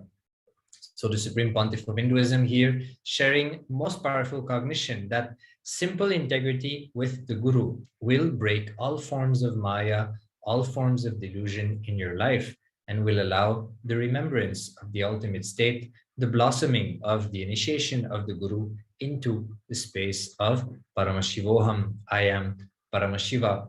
So it is simple but most powerful truth. So inviting each and everyone to listen to this enlightening satsang from the Supreme Pontiff of Hinduism to help us break from the various delusions and have a simple and clear understanding about the powerfulness and the importance of integrity to Guru. So again, inviting each and everyone to go listen to this talk on the Nithyanandapedia on this day, the 27th January 2020. So as we are heading to the another year, the 27th January of 2021, a worldwide online event was offered today with the Supreme Pontiff of Hinduism, Jagat Guru Mahasangam, His Divine Holiness Bhagavan Nithyananda Paramashivam, blessing delegates with a much awaited Dakshinamurti Bhava Samaj Darshan. In the preparation for the highly awaited Darshan, a re-telecast of Nithyananda Satsang entitled Line and Cup Story was played by the Supreme Pontiff of Hinduism, shared a powerful story that described how a disciple should relate to the Guru. The story shows how a growing up with the societal condition can lead one identity oneself as a helpless like a sheep, but the Guru shows you your true potential. You are like a lion, a king. He explained beautifully through the story how the role of the Guru in one's life is to potentially, patiently and compassionately help you realize and express yourself as Paramashiva. Furthermore, in the preparing for a darshan, it was shared that Dakshinamurti is the form of Paramashiva's face of Agora, which is destruction and the rejuvenation, revealing further that all the great truths are ferocious and will bring about the purification in oneself. It is Guru as the ultimate rejuvenator, which removes everything you know as you and manifests everything as the real you. The Supreme Pontiff of Hinduism shared. A beautiful day where everyone had a most awaited this Dakshinamurti Bhava Samaj Darshan. This Dakshinamurti is the one face of Paramashiva, the Agora face, which is the destruction and the rejuvenation, revealing the further all of the grades of the truth of ferocious and will bring about the purification in oneself. So here, how the Guru plays major role in each and every one of our life. Only Guru can enter into our life and ultimately rejuvenate and remove everything. You may know this all you are like many things in your life, you may not know where you got struck, but Guru as a tool, he can easily enter and then he can rejuvenate, which removes everything you know as you and manifest what actually really you are. That is only the Guru can play in our life. On the same day, we had a wonderful Lion Cup story, which was telecasted to many of the delegates, where the Guru comes into our life, where he show us the real possibility of how we can be a lion, a king, not an impossible self-doubt, self-delusion, self-hatred, a sheep. Even though you may have lead your life like this till now, but moment a Guru enters into our life, he shows, because he can easily able to rejuvenate and remove all the identities we carry, and he can easily manifest what we really are. So by doing that, he can easily able to show our inner possibilities, and he can make us the real king, the lion in our life. So this is what the Supreme Pontiff of Hinduism also shared on the very day. Again, you can head over to the Nithyanandapedia, where you can find the discourse and the beautiful Dakshinamurti Bhava Samaj Darshan on the day. You can watch the darshan also, and whatever available data are there, the discourses, you can have it on the nithyanandapedia.org.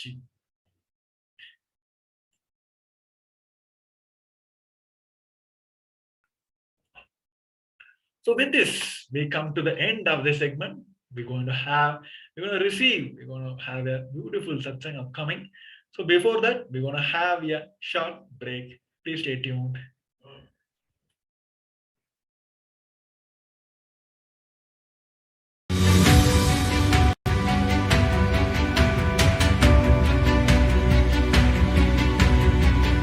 The moment you decide, your consciousness is the supreme identity you have.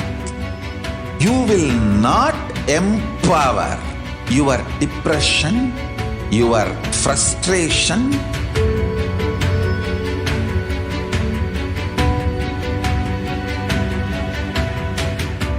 deal your problems, whether it is simple headache or depression or the worst suicidal patterns, or life negativity? Only through consciousness. Don't go for any other solution.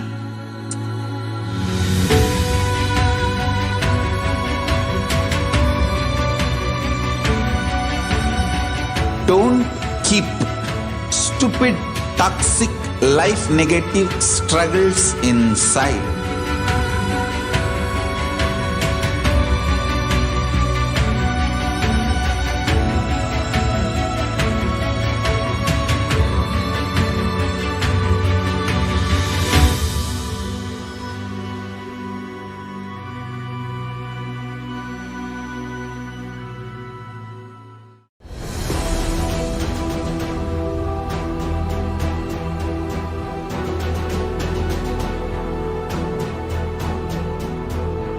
Your consciousness as power at this moment to swallow, digest, clean up all negativity and all toxins.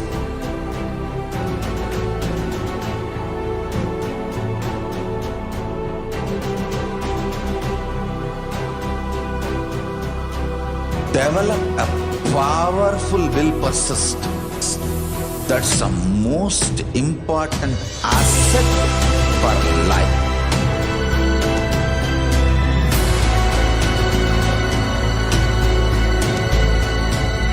I am not giving you some life positive blah blah.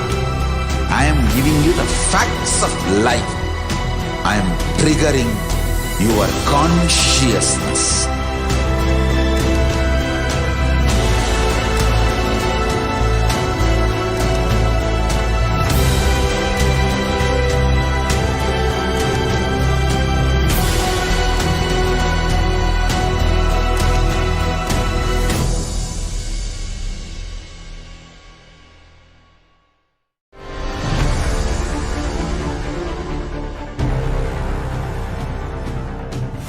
Time itself is nothing but your decision to struggle with the same rut.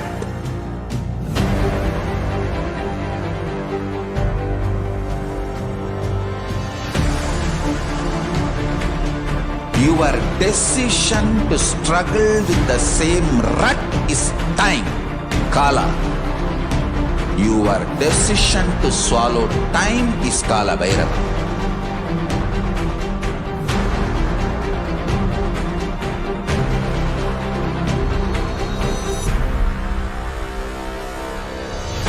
Stand. Be a conscious woman or man. Be conscious being.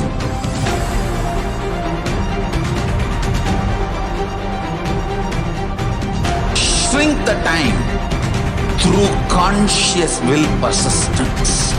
Make the future into present by being ferocious with yourself.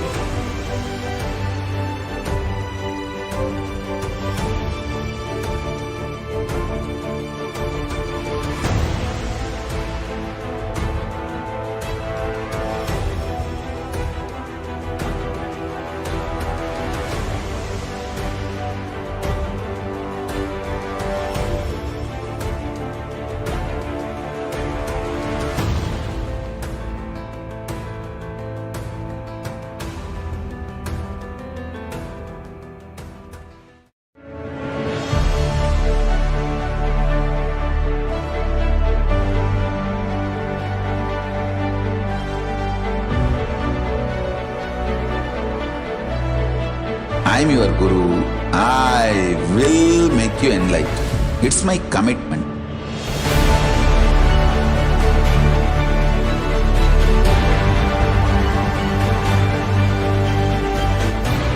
Till you become Paramashiva, I won't rest. Don't worry at all.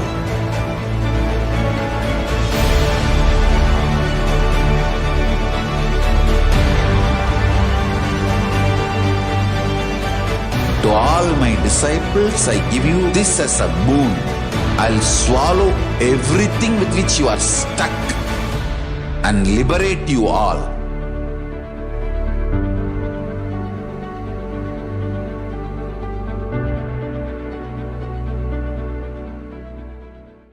Greater signs of life can be realized with a greater ability to visualize.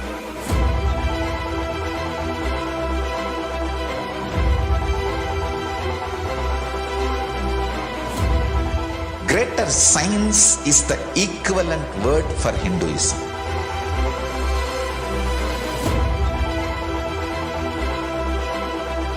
When you understand the greater science of life, greater courage, more possibility, more fearlessness, more joy, more bliss.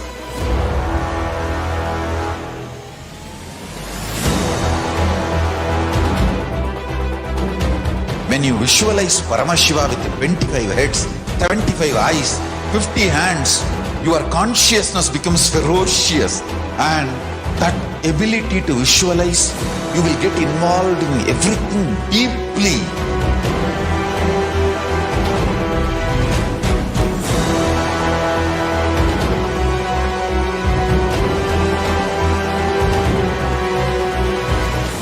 Involved people are the most delicious, most sweet, most beautiful, most juiciest beings of planet Earth.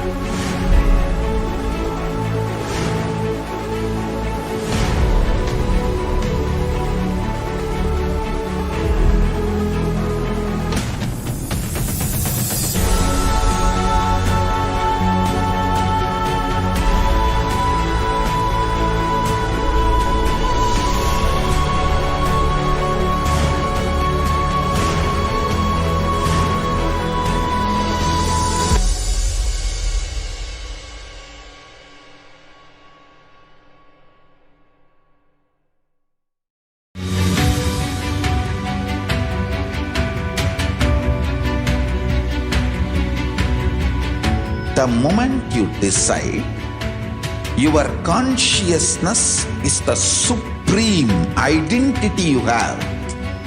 You will not empower your depression, your frustration,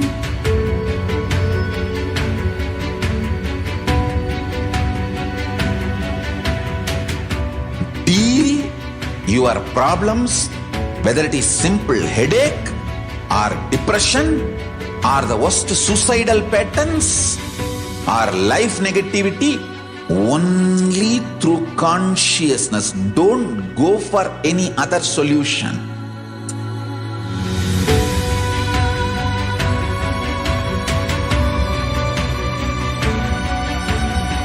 Don't keep stupid, toxic, life negative struggles inside.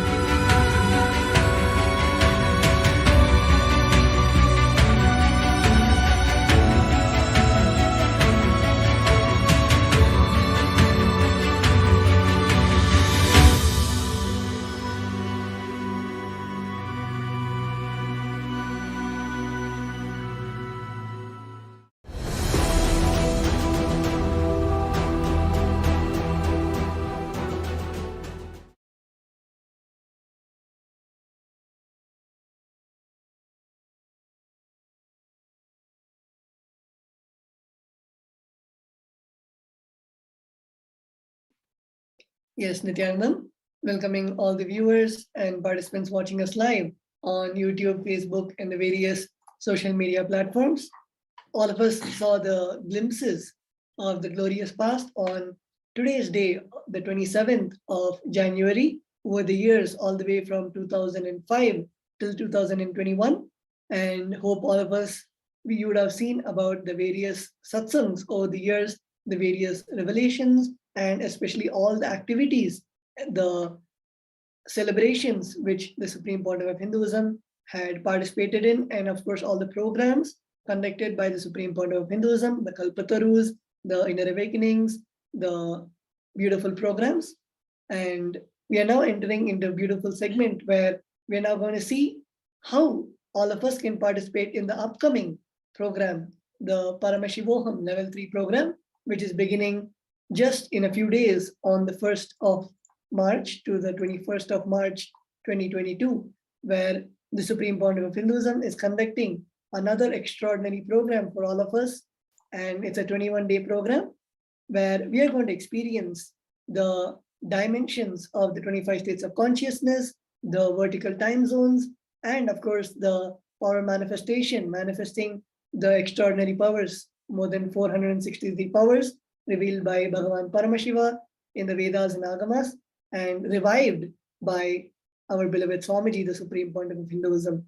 So let's all get ready. And if you have not yet registered, we have got thousands of registrations pouring in. And if you have missed it, this is a beautiful opportunity where you can go to kailasa.org/Paramashivoham to register yourself, to put forward your intention for the Paramashivoham Level 3 program. Yes, as Tattva Maharaj is sharing with every one of us, this is a very exciting opportunity that all of us have to experience and to have Paramashiva himself in our life. Literally during this lockdown, all of us had a tough time, or a different time, I would say, for many of us. And Swamiji in the previous Paramashivoham Level 2, during the previous lockdown, Swamiji just gave us a complete breakthrough, sailed us across the entire pralaya, the entire pandemic, just like that. The pandemic didn't affect the devotees of Swamiji at all, because Swamiji just took care of us. Here is the next blast, which is the Paramashivoham Level 3, where Swamiji himself is going to be conducting. And this time, Swamiji is going to be sharing deeper and deeper and deeper truths into the various dimensions of the cosmos. Swamiji earlier in the satsangs has revealed about some of the dimensions, the length, breadth, depth, time, space. But Swamiji says, as the devotees, the listeners, when we all become more and more mature to receive the higher truths, Swamiji starts delivering those greater experiences and profound truths to every one of us. And that is precisely what we are going to be gifted during the Paramashivoham Level 3. What has always remained as just concepts, vertical time zones, parallel universes, multiple dimensions, entering into multiple dimensions, time travel, what always existed and exists as just a sci-fi ideology, theory, and a curiosity, Swamiji is actually making it a reality for every one of us. We already had 2 very powerful webinars unraveling the mysteries of the parallel universe and experiencing reality by time-space manifestation. Next, we have a very, very beautiful webinar coming up the next weekend, which is going to be on decoding time, where we can play with time. Time travel is not just going to be a theory or an idea which every one of us would like to experience, if at all it was true. It is true and it can be experienced. And that is what Swamiji is going to be revealing. And not just revealing, but giving us the experience. And these are all just glimpses of the Paramashivoham Level 3. So if you have not yet registered for the Paramashivoham Level 3, immediately head over to kailasa.org/Paramashivoham and register yourself for the Paramashivoham Level 3 program, because that is the first step for you to experience Paramashiva, for you to experience the ultimate in your life. Yes, and also we are seeing live viewer on YouTube is commenting that Paramashivoham begins on 19th February. I would just like to clarify, as the Supreme Pontiff of Hinduism wanted us to experience and begin with the powerful night of Shivaratri, the Paramashivoham program will be beginning on the 1st of March to the 21st of March, especially celebrating Shivaratri with Paramashiva himself is one of the greatest opportunities that we can get. So it is such an auspicious time, especially as on all these days, such as Shivaratri or Navaratri, Guru Purnima, it is these kind of powerful days where literally the whole cosmos is aligned for a superconscious breakthrough. Many of us would have heard stories about how the Vedic rishis designed and made sure the planets align for few events to happen. And it is precisely that cosmic alignment which happens during the Shivaratri. Shivaratri is nothing but the Hindu festival where we celebrate the appearance of Bhagavan Paramashiva as a light shaft and giving the enlightenment to Bhagavan Vishnu and Lord Brahma. So it is on this auspicious day that the Paramashivoham level 3 program is beginning. So let's all jump in and register ourselves for the Paramashivoham level 3, and also our acharyas will be guiding all of you on how, after you register, after you put your intention to register for the Paramashivoham level 3 program, how you can offer the Guru Dakshina and how you can get yourself ready for all the sessions of Paramashivoham. Also, as Maharaj was sharing with every one of us, the Paramashivoham itself is going to be a 21-day experience, power packed right from where we are in our house. A couple of years ago, Swamiji shared that I will bring enlightenment to each and every one of your bedroom. And that is exactly what we're experiencing. We had the first taste of it in the previous pandemic with Paramashivoham level 2. And now we're getting ready for something even better, even powerful, even much more, I'd say, something that we have never imagined about, because the truths that Swamiji is bringing, the very glimpses that Swamiji has given during the webinars itself is just mind-boggling, because these are concepts, as I shared, that always only existed as fantasies, but now becoming realities and possibility for each and every one of us, just because of the gifts and the initiations by the Supreme Pontiff of Hinduism, our beloved Swamiji. We are now going to be taking some time going over the previous webinars that Swamiji conducted, where he revealed various powerful insights on the time, the space, and the parallel universes.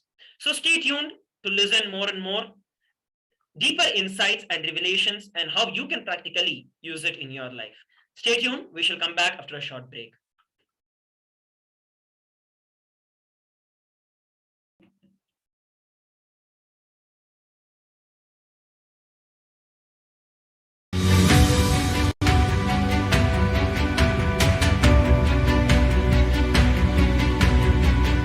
The moment you decide, your consciousness is the supreme identity you have.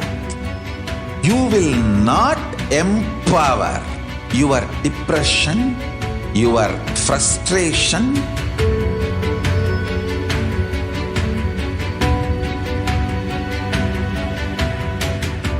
deal your problems, whether it is simple headache or depression or the worst suicidal patterns or life negativity, only through consciousness. Don't go for any other solution.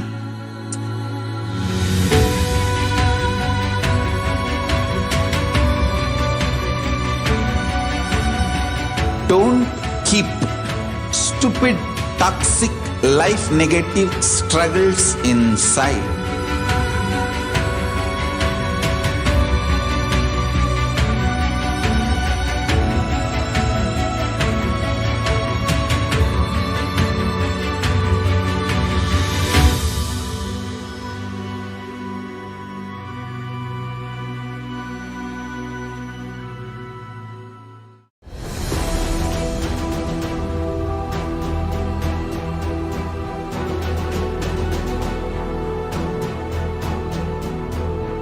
your consciousness as power at this moment to swallow, digest, clean up all negativity and all toxins.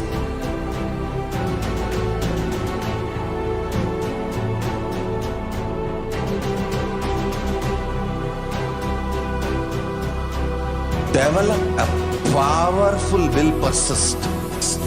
That's the most important asset for life.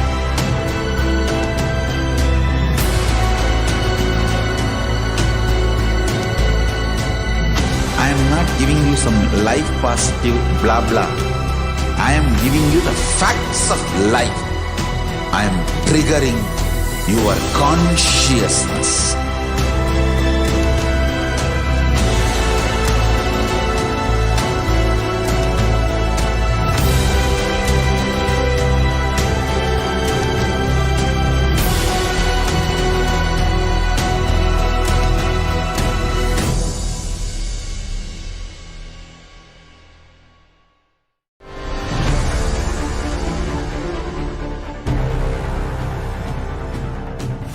Time itself is nothing but your decision to struggle with the same rut.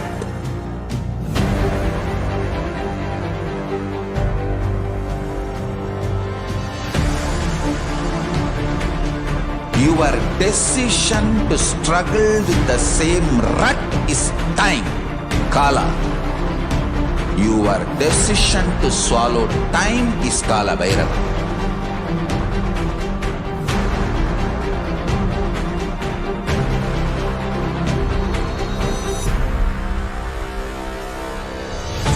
Stand. Be a conscious woman or man. Be conscious being.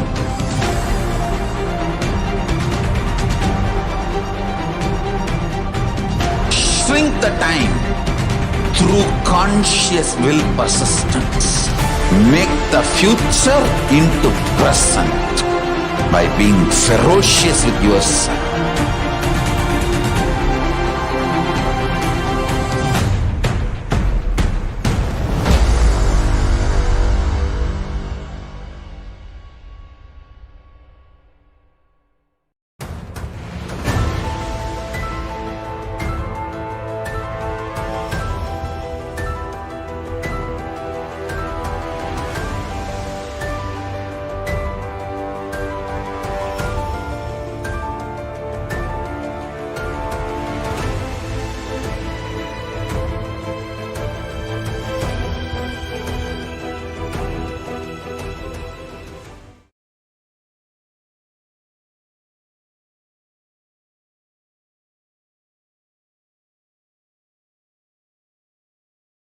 Nithyanam, everybody, welcome back. Let us now look at some of the excerpts from the previous webinar, the time-space manifestation. Swamiji revealed the higher dimensions, when they enter consciously into the lower dimensions, they manifest as powers, unexpected positive turn of events, and the reality you experience. You can name it as miracle, power, God's grace, anything that you want. But the greater cosmic science is the higher dimension entering into the lower dimension. If space dimension enters into time, time literally manifests everything that space wants. If the time dimension enters into depth, the depth dimension manifests everything that the time wants. The length, breadth, depth, time, space, all these dimensions are independently intelligent, alive, able to make their own conclusions and respond within their frame and working zone. The length dimension is responsible for your logic, rationality. Breadth dimension is responsible for your ability to feel emotions, feeling connections. The depth dimension is responsible for you making cognitions, powerful cognitions about life beyond your logic and emotions. So here Swamiji revealed a very, very powerful sacred secret. Here, when we look at our regular life, how do we even map what Swamiji shared to our regular life? In our regular life, we always feel if there is a up, there is bound to be a low. And when there is a low at given some point in time, we're going to go up again. So there is this constant idea that we carry about life, that it is going to be in a certain way, in a certain rhythm. But that can be drastically changed when there's an interference. And this interference from the higher dimensions, as Swamiji shared, when the space dimension enters into the time, the time manifests whatever the space dimension wants, which means that space is able to exert itself completely into time, and time becomes one with the space. So in terms of reflecting it into our day-to-day lives, when we are going through some ups and downs, some difficulties, some problems in our life, when the higher levels of experiences, for example, we have the initiation from Swamiji, what it does is that it gushes the superconscious energy, invoking Paramashiva himself in you, through which the higher dimension is entering into you, changing the very reality, not just as you wanted it to be, but as Paramashiva himself would want it, which is the best beyond what any of us can imagine. So Swamiji is sharing here that you do not have to be stuck with your regular rut. You do not have to be stuck with your regular mundane way of life. The way that you can do it is to experience a very powerful shift just by the initiation from the higher dimension, which in our terms is initiation from Swamiji, the Supreme Pontiff of Hinduism. Yes, as Sundareshwara Maharaj was sharing, just by one initiation of the avatar, literally everything in the time and space, and of course all 11 dimensions, immediately change. Like many of you, if you would have had the beautiful opportunity of having the physical darshan or even the daily morning satsangs, you would see that it might just be, let's say, a 1 hour satsang, but the amount, how much you're engrossed with what Swamiji is speaking, what the Supreme Pontiff of Hinduism is revealing, it will just feel as though you are sitting for around 12 hours, or literally you would even forget the time around you. So it is literally the avatar, just by the presence, the whole time and space and all dimensions completely change. And here let us see more truths from the Time Space Manifestation webinar. The Supreme Pontiff of Hinduism beautifully reveals time is as alive as your skin. If you believe, cognize, your skin is alive. If somebody massages your skin, you feel good. If someone cuts, you feel pain. How much your skin is alive, much, much more than that, time is alive skin of the cosmos. Where your skin ends, the skin of the cosmos, which is called time, starts. Actually, your skin and the skin of cosmos both always touch each other. You cannot be away from cosmos. How you have a nervous system which passes the thought currents inside you, same way cosmos has a nervous system which passes its decisions and thought currents, that is space. Your skin is alive, your nervous system keeps you living. The equivalent of your skin for the cosmos is time, the equivalent of your nervous system for the cosmos is space. Listen to this secret. I know the consciousness goes on rejuvenating the skin of the cosmos called time. That rejuvenated skin, time, is entering into my skin and constantly rejuvenating me. So here all of us can literally understand the way how the cosmos functions in terms of time and space. And the Supreme Pontiff of Hinduism beautifully reveals that constantly the time is getting rejuvenated as the skin of the cosmos, and that rejuvenated skin, time, is entering into my skin and constantly rejuvenating me. So all of us, this is a beautiful concept where all of us feel that if any incident happens, let's say you had a fight with your friend or one of your family member, and all of us feel that we carry that continuously for days, week, if not years. And the only way, as the Supreme Pontiff of Hinduism has introduced the concept of completion, only when we drop, we don't get stuck to that time, as many of us would have experienced the root pattern completion, where the Supreme Pontiff of Hinduism beautifully reveals that whenever we had the root pattern in our life, let's say the age of 5 or 6, it is not only impacting our mental way of how we cognize things, how we function, but even physically, you would see that in your from the time that your root pattern started, you would see some, even in your health, it gets affected.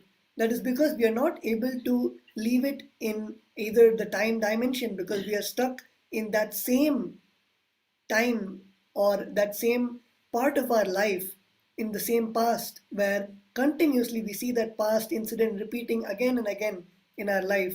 And even you would see that the physical disease, let's say that your root pattern was fear, and whenever you get scared, either you get a fever or you catch a cold or you have a severe migraine. So you would see that the physical body that you are carrying and the experience that you had in the time dimension, both are interconnected.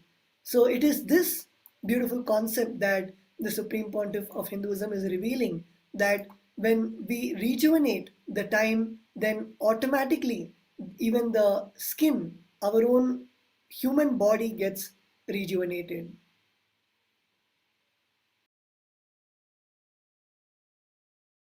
Let us now listen a beautiful revelation by the Supreme Pontiff of Hinduism from the previous webinar, Experiencing Reality by Time-Space Manifestation.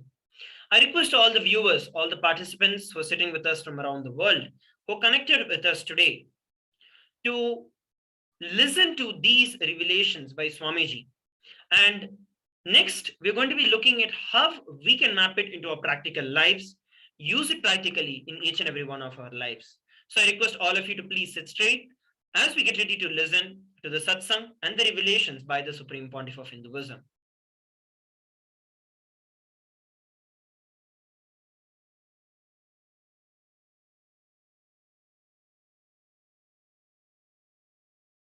Consciousness of Paramashiva and consciousness of you is one and the same.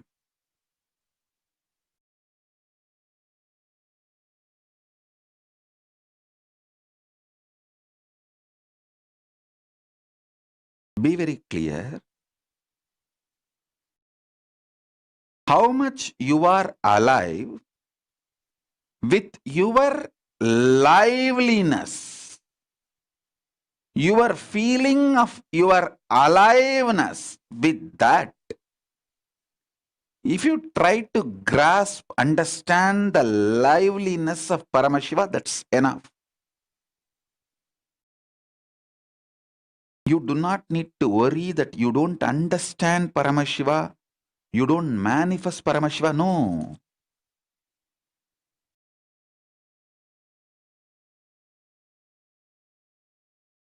If you want 20-inch biceps, it's not that it's going to happen in one day. You first start building your biceps, and that muscle which you built helps you to lift more weight, and you lift more weight and build the muscles more. Same way, with your available consciousness, you try to contemplate, grasp, cognize, meditate on Paramashiva how much you can.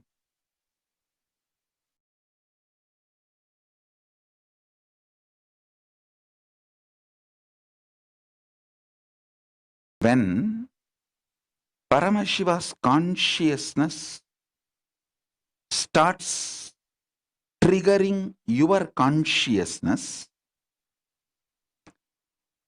his space triggers your nervous system, his time triggers your skin, simply you manifest him in your day-to-day life. Listen.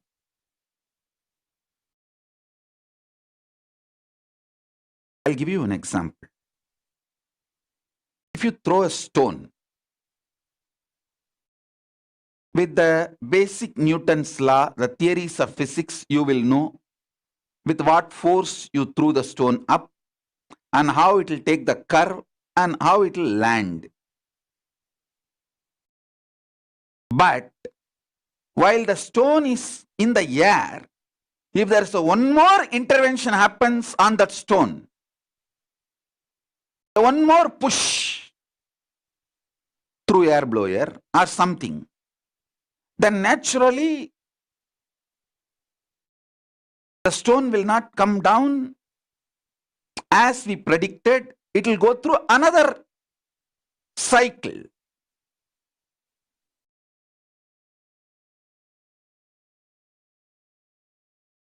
Same way, your age, your health, your ups and downs can be intervened, altered, changed, corrected, completed, totally rewritten by intervention of Guru's initiation, Shakti Pada, Shakti Nipada, energy darshan. Understand? My intervention in your life is consciousness of Paramashiva intervening into your consciousness, and the space of Paramashiva manifesting in your nervous system,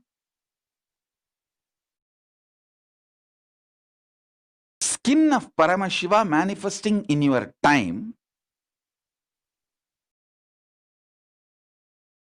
I tell you, simple few truths I'll reveal. Listen. I have so many things to narrate. Simple. If you have the ability to handle your hunger-related pattern, it will be so easy for you to handle time. If you have the ability to handle the pressures or ups and downs created by your hormones, it will be so easy for you to handle your inner space.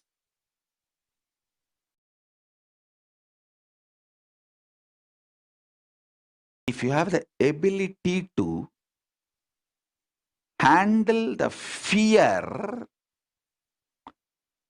of expansion, everyone is afraid of expansion.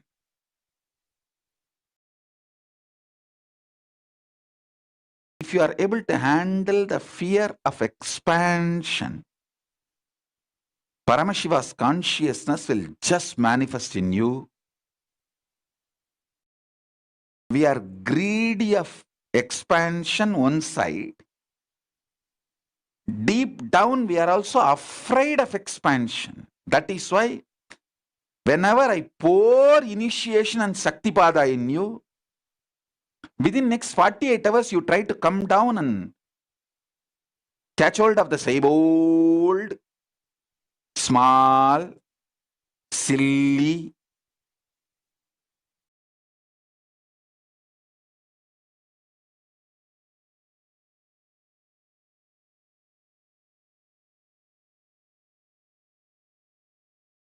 street fights. It's not even like a materialistic desire. Actually, your materialistic desires are not wrong. But you always want to live in conflict. You feel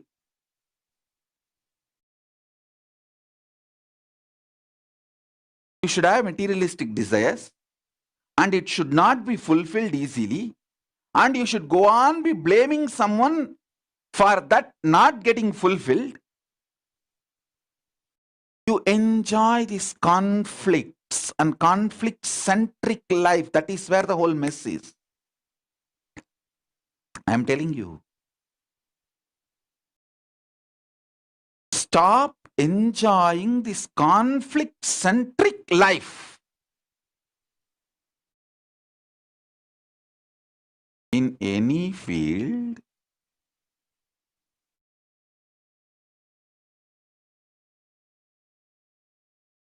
the consciousness of Paramashiva can manifest intensely, ferociously, life in you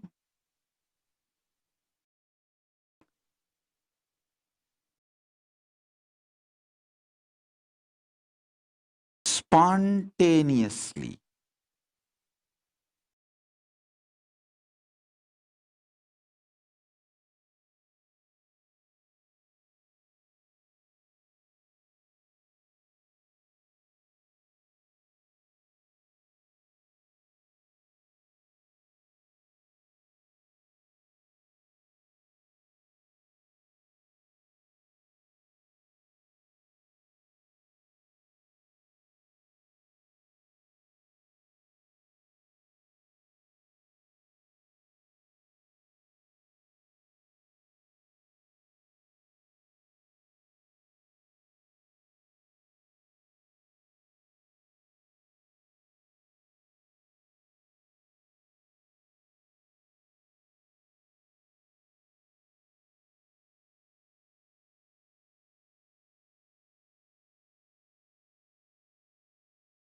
Nithyanam, everybody. Sorry for the technical glitch.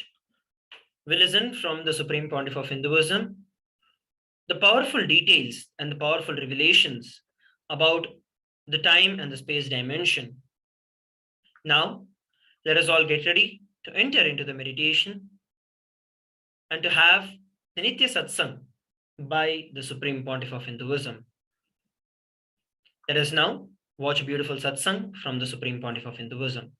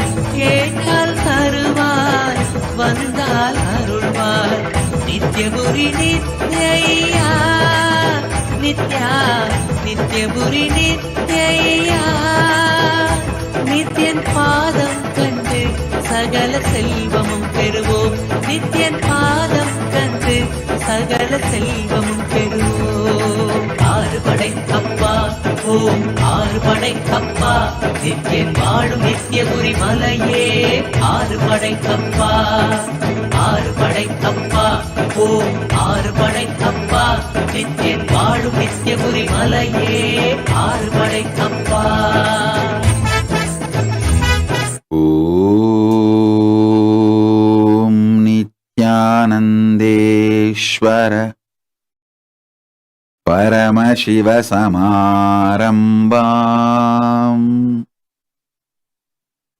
Nithyanandeshwari Paramashivashakti Madhyamam Asmadacharya Paryantam Vande Guru Paramparam.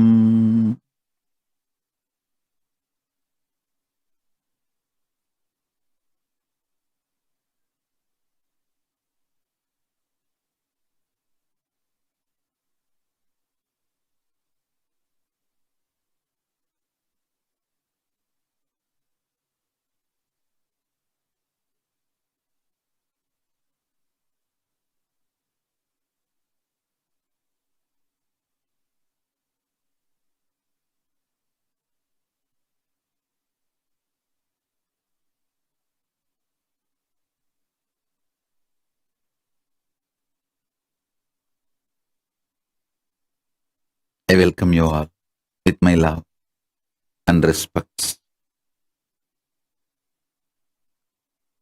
I welcome all the dignitaries, very important, yes, statesmen from the various countries, representatives of the various countries for this grand global conclave of an ancient traditional celebration of unity and peace and courage, Thaipusam with Sri Kailasa, uniting nations for indigenous traditions and tribes. We are honored to have Mr. Anthony Kiwonka,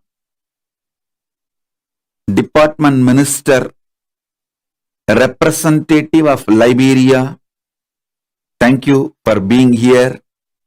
We are honored to have you here, Minister Mr. Anthony Kiwonka from Liberia.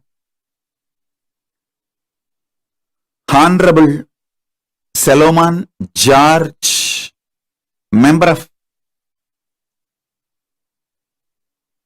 House of Representatives representing Liberia. Mayor Peter Kezola representing Uganda. Honorable Deng Jesus Mading,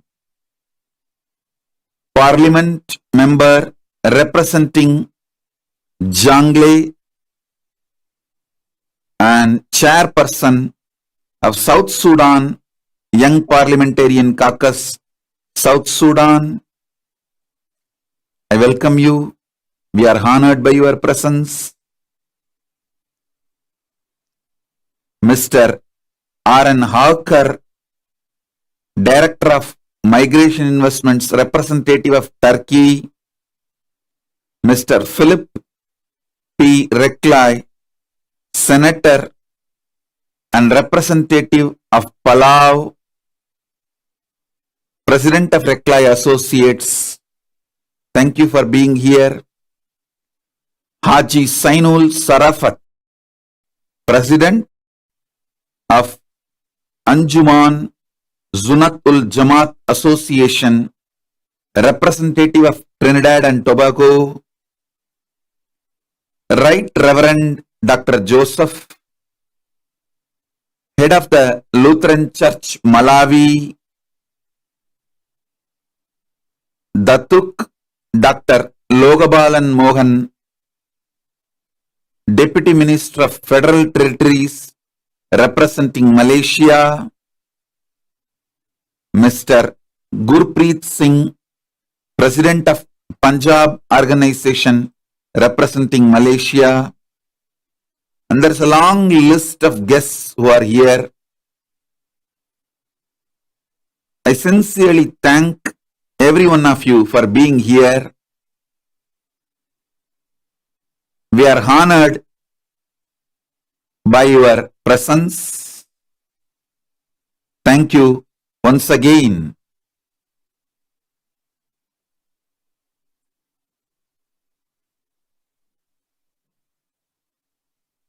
And I also welcome all the ambassadors, ministers, representatives of Kailasa, Vidyeshwaras, Ganeshwaras, Lokeshwaras, Astreshwaras. I welcome all of you with my love and respects. We are honored by all of you.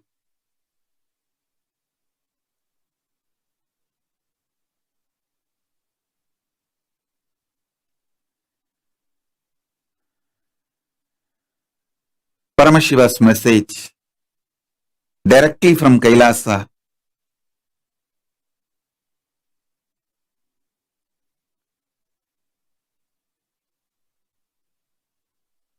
On this auspicious occasion, celebration, global conclave of an ancient traditional celebration of unity and peace and courage, Taipusam,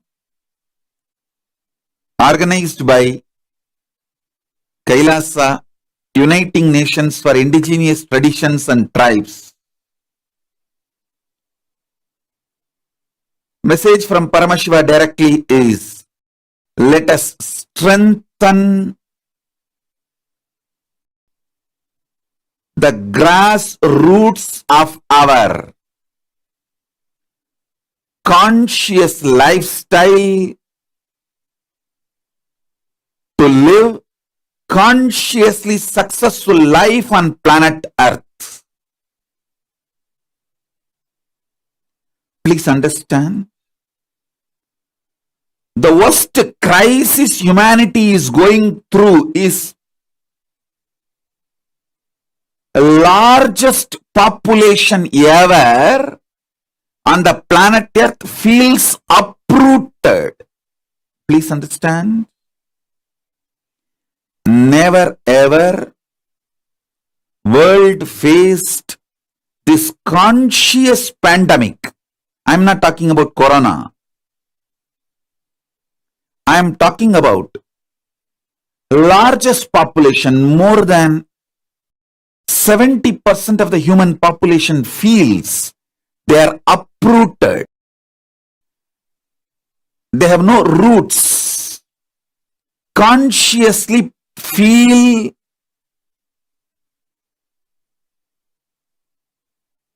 their life has no purpose. I tell you, the greatest problem humanity is facing now is not just pandemic, corona, or global warming. All this we can handle too easily if we are consciously strong. If human beings are consciously strong, handling corona, global warming, other problems are too easy. But unfortunately,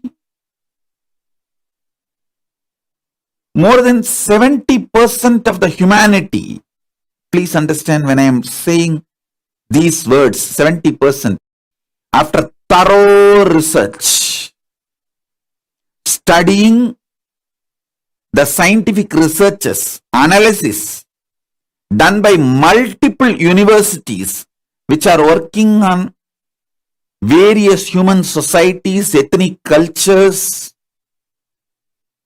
After thoroughly studying all of that, I am making this statement.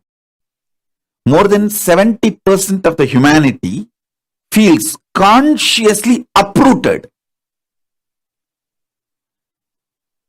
The feeling of belongingness is stolen away.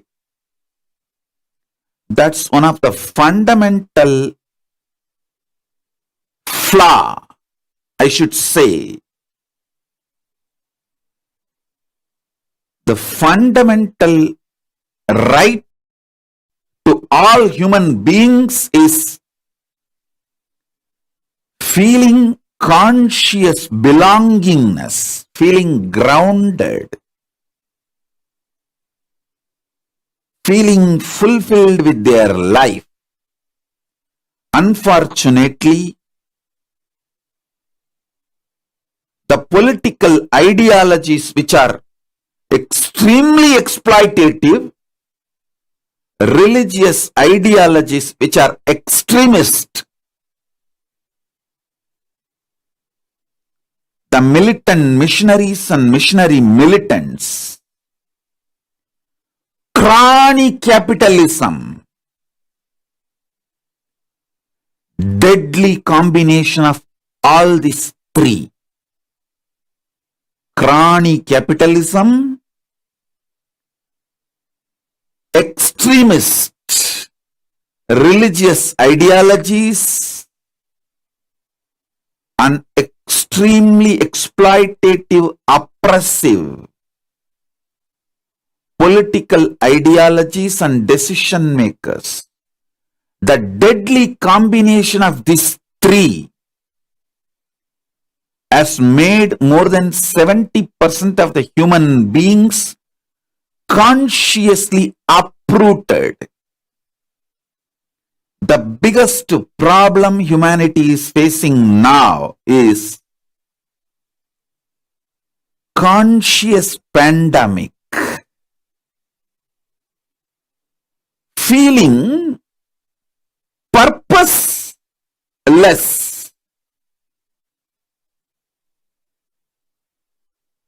The definition of life is not convincing, satisfying.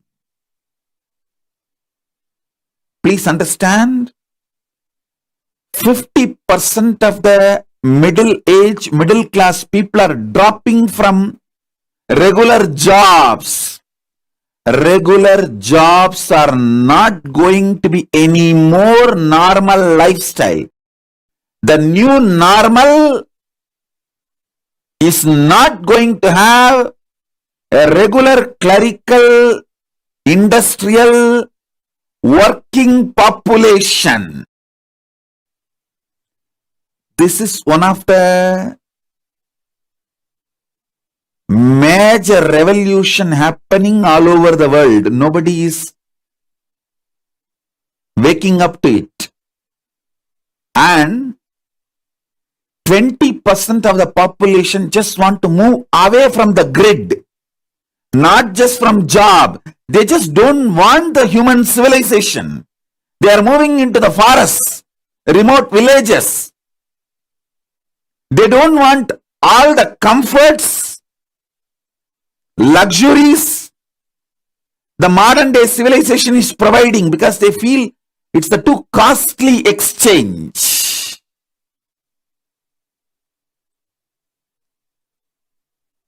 The 20% do not know the solution, but one thing they became very clear, they don't want the modern civilization anymore. Understand? I am not against science, modern civilization. I am not against any of it. But the crony capitalists, extremist religious ideologies like militant missionaries and missionary militants, and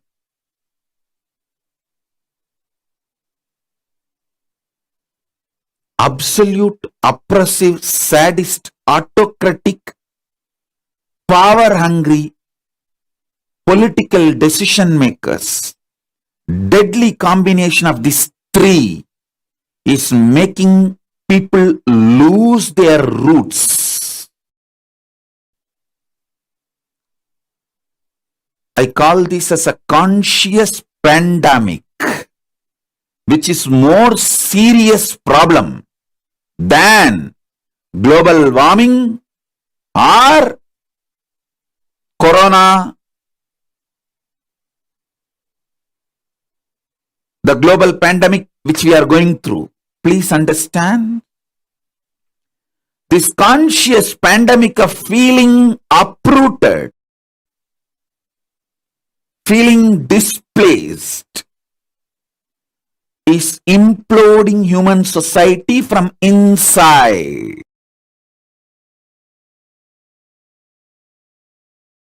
No amount of painkillers, depression medications, psychiatric drugs is going to help these root problems of humanity. No amount of addiction, illegal drugs is going to help the humanity to find solution.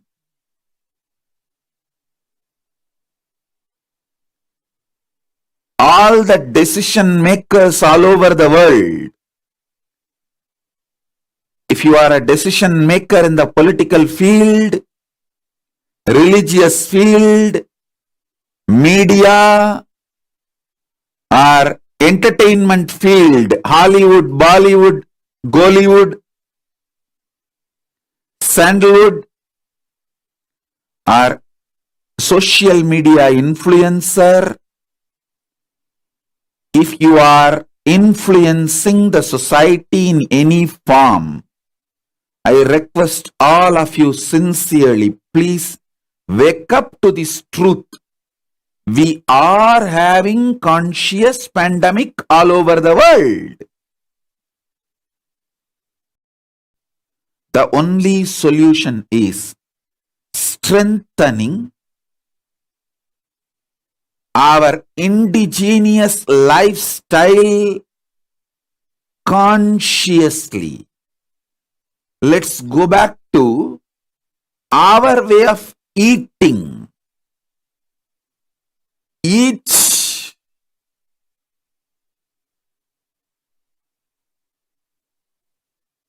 part of the world, country, had their way of diet before this multinational companies started dumping food-like products in the name of food into our stomach and make our body as their source for income.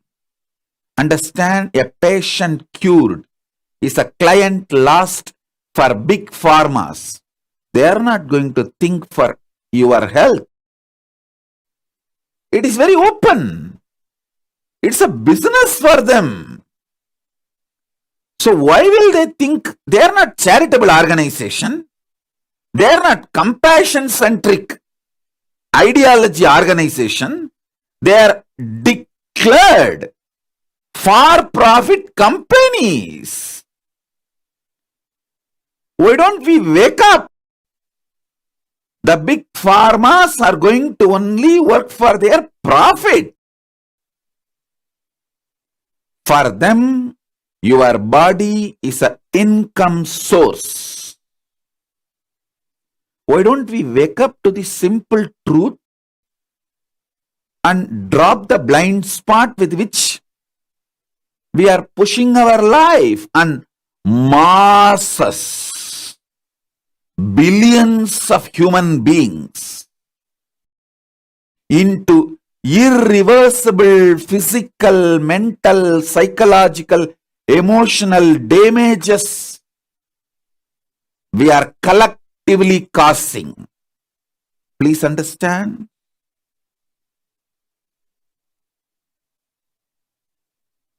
Crony capitalism in the field of pharma,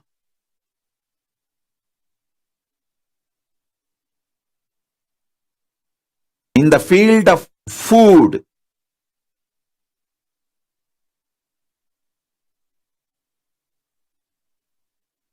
is not only extremely dangerous, it is causing irreversible damage to the human bodies, minds, physically, mentally, emotionally, psychologically. We are leaving the worst kind of body-mind structure for our next generation. Please understand.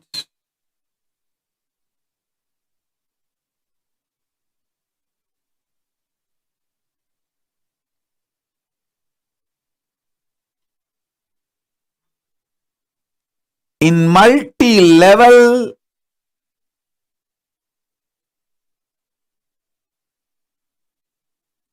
stealing the conscious indigenous life from the people, whether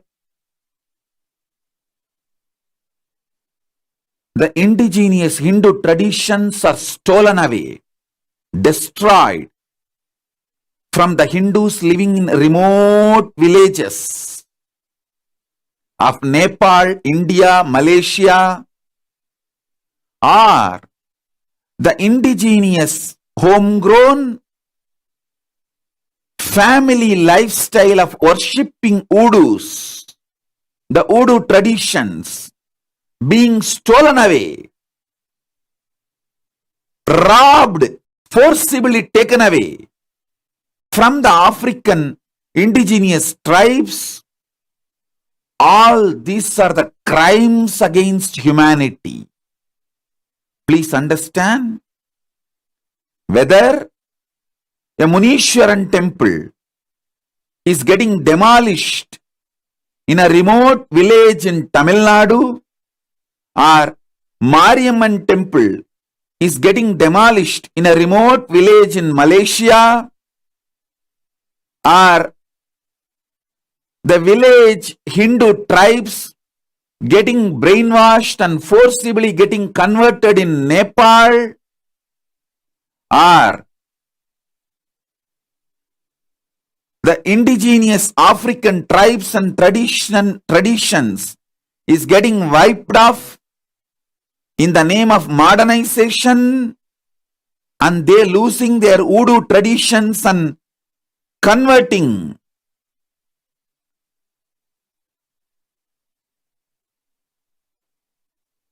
losing their conscious roots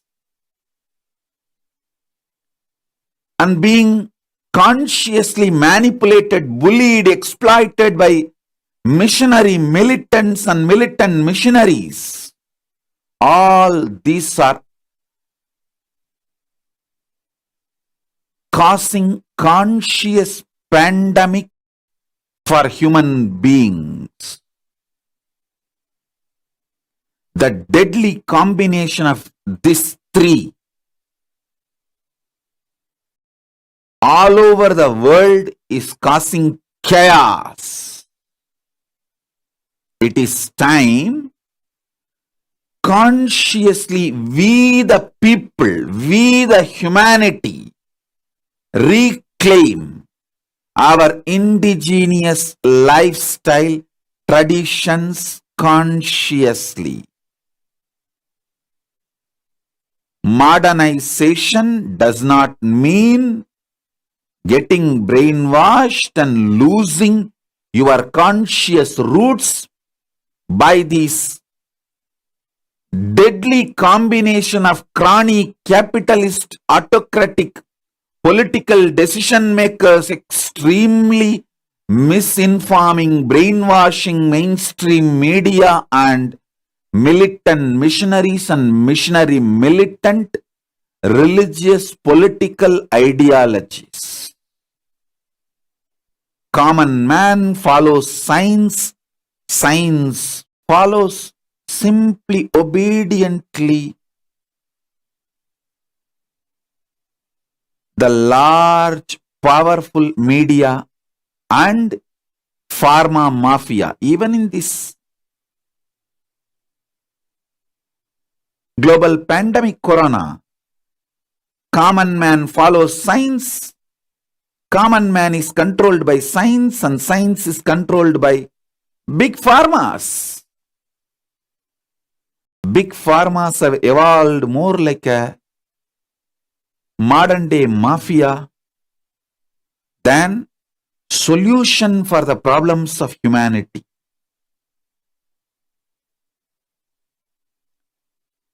It is time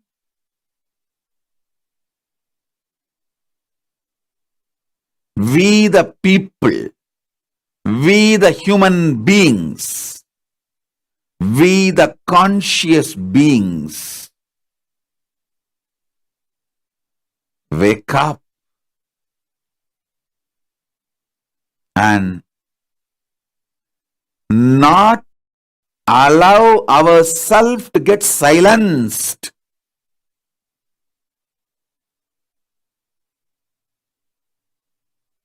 by those powerful forces trying to silence us.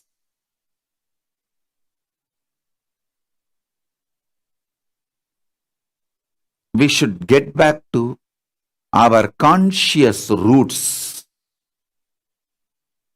our conscious lifestyle, our own conscious introduction about ourselves, the way we deal our body, our mind, our pleasures, our pains, our relationships, the concept of economy, concept of currency, concept of money, concept of social structure. In every level, it is time we get back to our roots consciously, not allow these chronic capitalists and chronic capitalists supported militant missionaries and missionary militants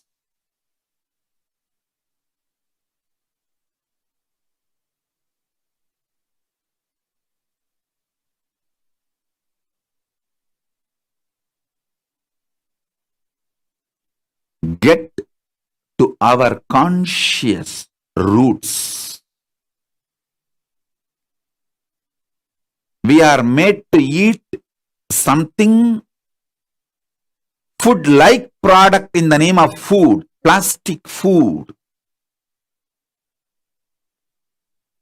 which makes us not only sick, alters our body and mind once and for all, to be a client for pharmaceutical industry. Big pharma mafias, and we continue to earn, live just to make big pharmas richer and richer and richer. Patient cured is a client lost is their ideology. And common mass, billions of people are just being treated as the clients, not as patients.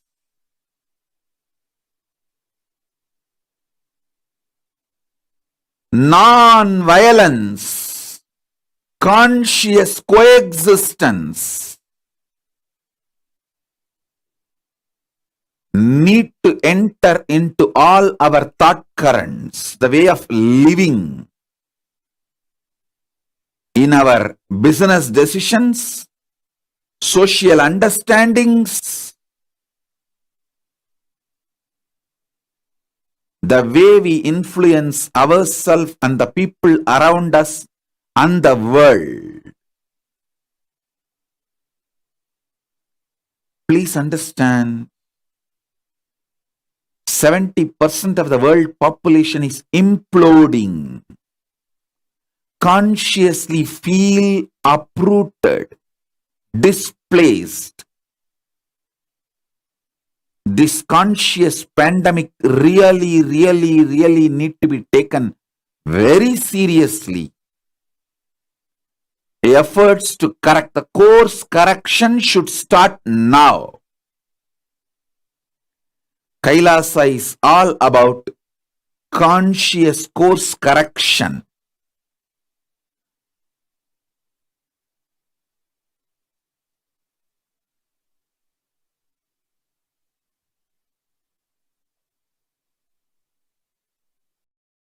We are not interested in who committed the crime. We are only interested in waking up the human beings that the crime has been committed on them and move them away from the sufferings and make them consciously grounded again, feel fulfilled again, feel this home, planet Earth, the only home we human beings have.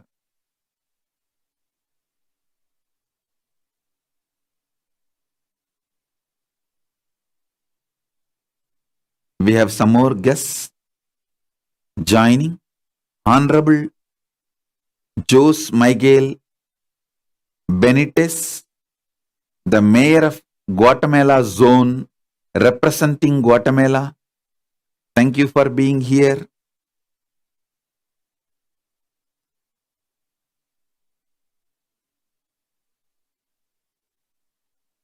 All over the world, in the name of globalization, our indigenous roots are consciously getting destroyed. It is time we revive the conscious-centric civilization, conscious-centric lifestyle, conscious-centric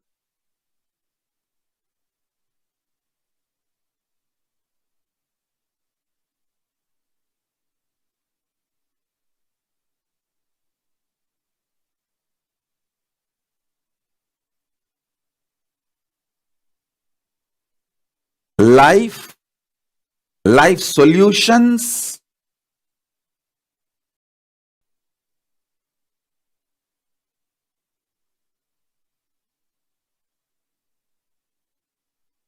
We human beings need to revisit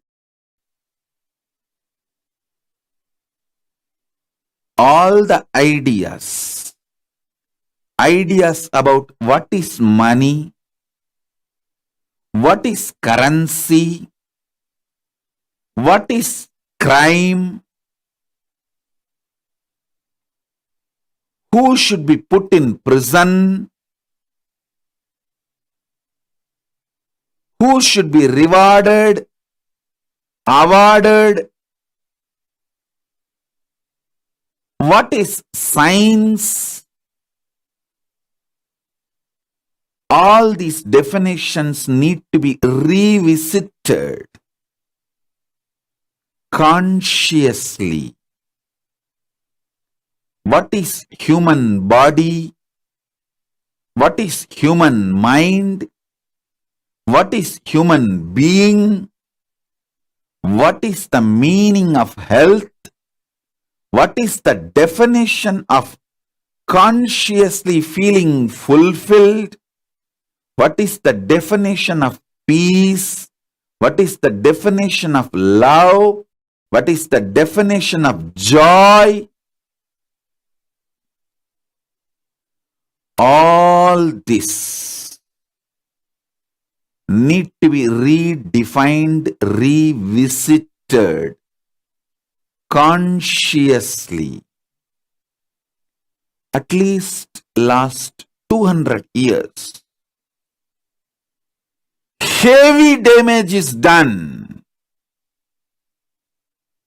I'm not talking just about India or Sri Lanka, Nepal, Malaysia, Bangladesh, Pakistan, Afghanistan. No, I'm talking about the whole world, Africa. The whole suffering human beings going through in Afghanistan is they accepted the ideology which dictates them, brainwashes them to kill people if they have a different opinions. Instead of handling the logic with the logic, when sword is used to cut the head, if there is an idea in somebody's head and you have better idea, try to share your idea. But just because the other person has different idea in his head, just cutting his head is not going to solve the problem. But unfortunately, when you accept those ideologies, once you start killing anyone, once you complete the killing of the people whom you think as ideologically different outsiders, you start killing within yourself, because the habit of killing by then becomes part of your lifestyle. You can't do anything. You don't know anything else other than either you kill or get killed.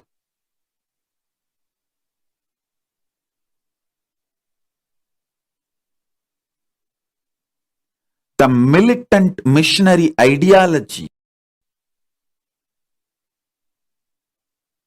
are causing millions of people getting even physically uprooted, making them refugees. And then missionary militants, conversion, religious conversion for the sake of political motives, the mass conversion is terrorism. We human beings need to know an individual, for the sake of conscious reason, changing his ideologies due to conscious evolution is absolutely okay. That's a freedom. But mass conversion with a political ideology, heavily funded externally, is a terrorism. It's a violence. Just like gun terrorism, gun violence, humanity should wake up and realize conversion terrorism and conversion violence. Gun violence kills only in thousands. Conversion violence kills in millions. We Hindus, who are the victims of militant missionaries and missionary militants, have to wake up to tell the truth to the world. We need to start somewhere. We should make the world understand. Stop this consciously uprooting people.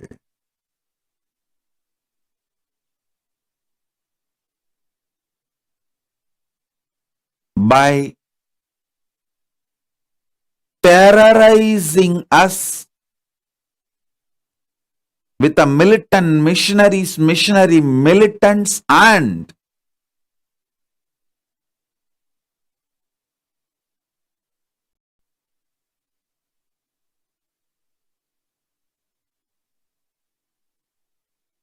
the lifestyle, consumeristic lifestyle being forced on us in the name of culture, modernization by the chronic capitalists. When you get addicted to food-like products in the name of food, please wake up. Your body is becoming the source for income for the big pharma mafias. we human beings need to reclaim our conscious-centric, indigenous lifestyles. We should free ourselves from currency-centric,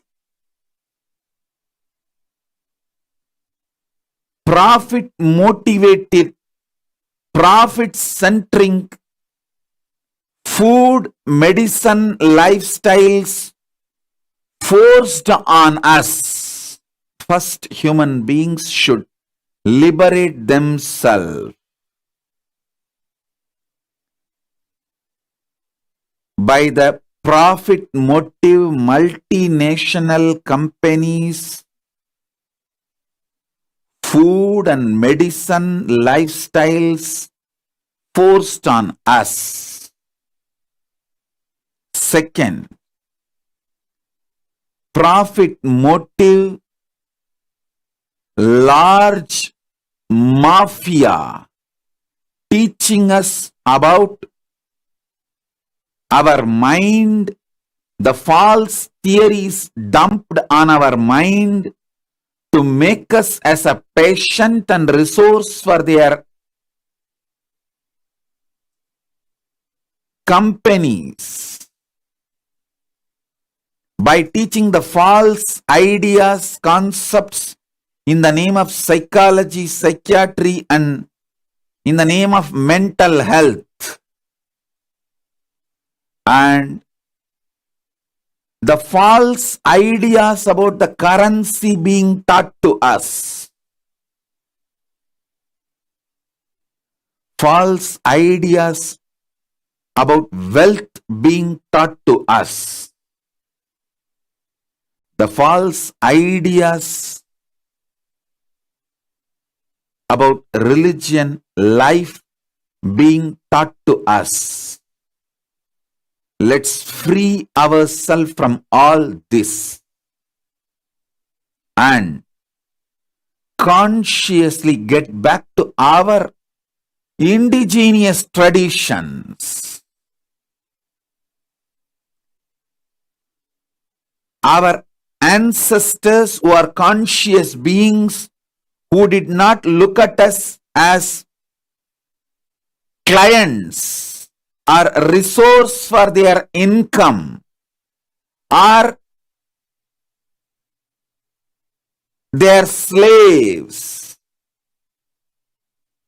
are the source for their power. Our ancestors were conscious.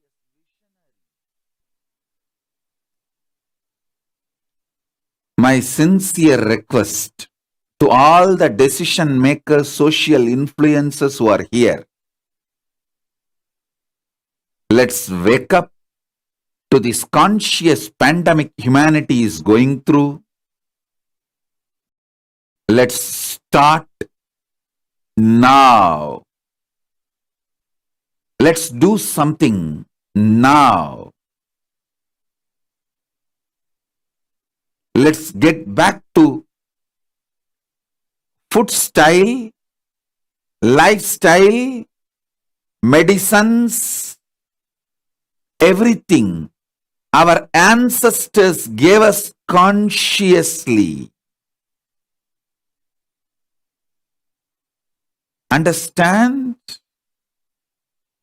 In that conscious lifestyle, if we need to do some evolution, let us evolve consciously in that very lifestyle and stop discarding that whole conscious lifestyle of our indigenous traditions. Conscious indigenous traditions and the conscious lifestyle is the solution for all the conscious pandemic human beings are going through all over the world. Thank you for being here. Maybe in further satsangs, I'll reveal more and more the solution from conscious, enlightened civilization, ancient civilization of the humanity, Hindu tradition. Kailasa is all about reviving the ancient, enlightened, conscious-centric, indigenous traditions. Hinduism is just nothing but the collection of around 10,000 indigenous traditions, indigenous lifestyles. We are not like modern day organized religions. We are not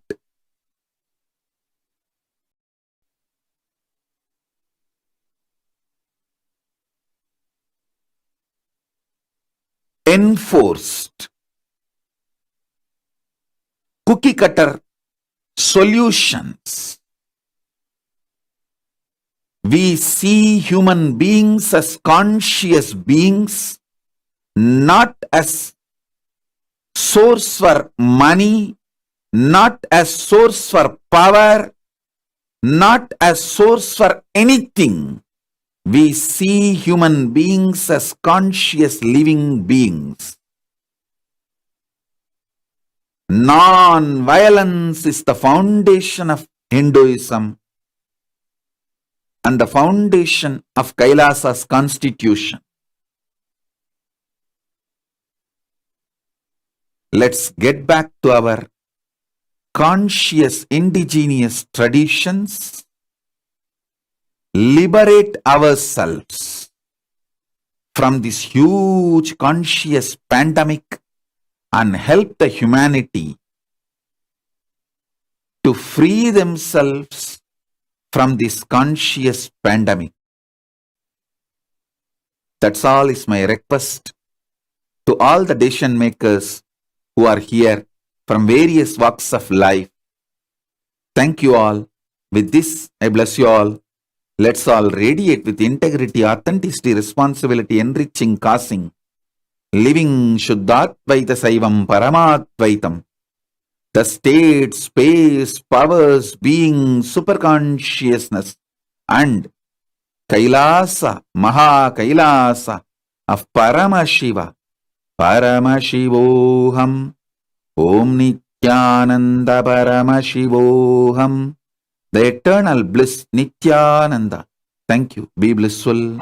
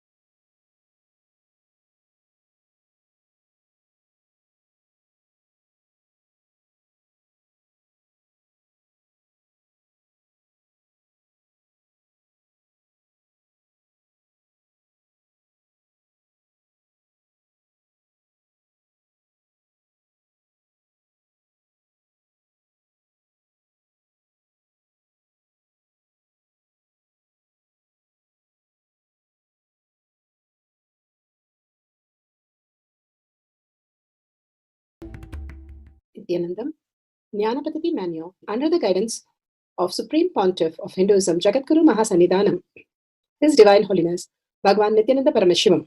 Let's start with the Sadguru Vandanam.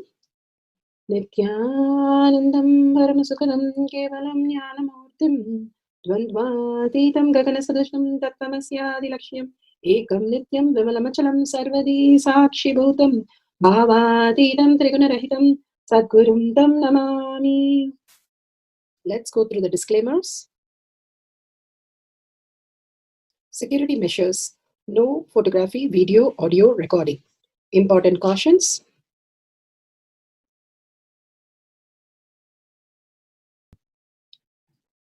Please be aware of the important cautions.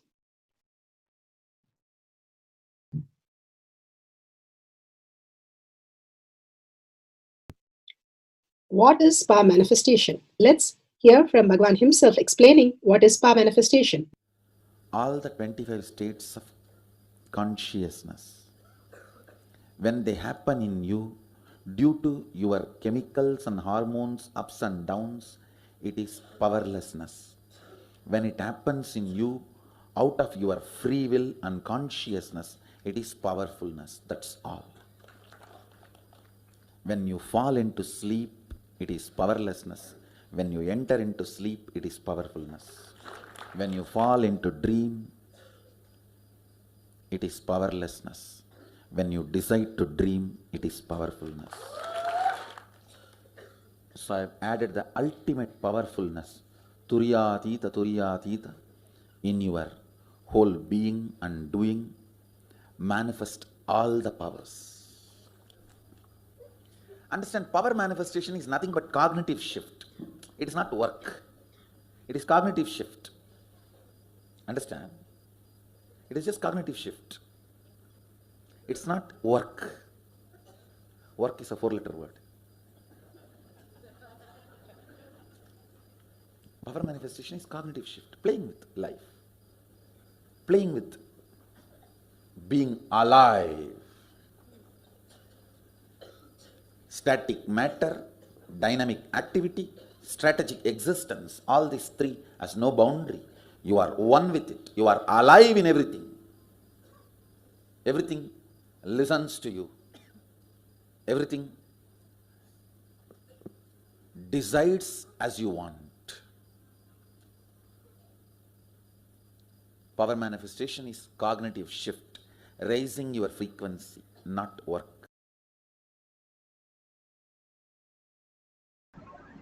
Beautifully, Bhagwan explains what is power manifestation. It is raising your frequency, not work. If you raise your frequency, you attract all the desires into your reality. You become superconscious species on planet Earth, manifesting all your desires into reality.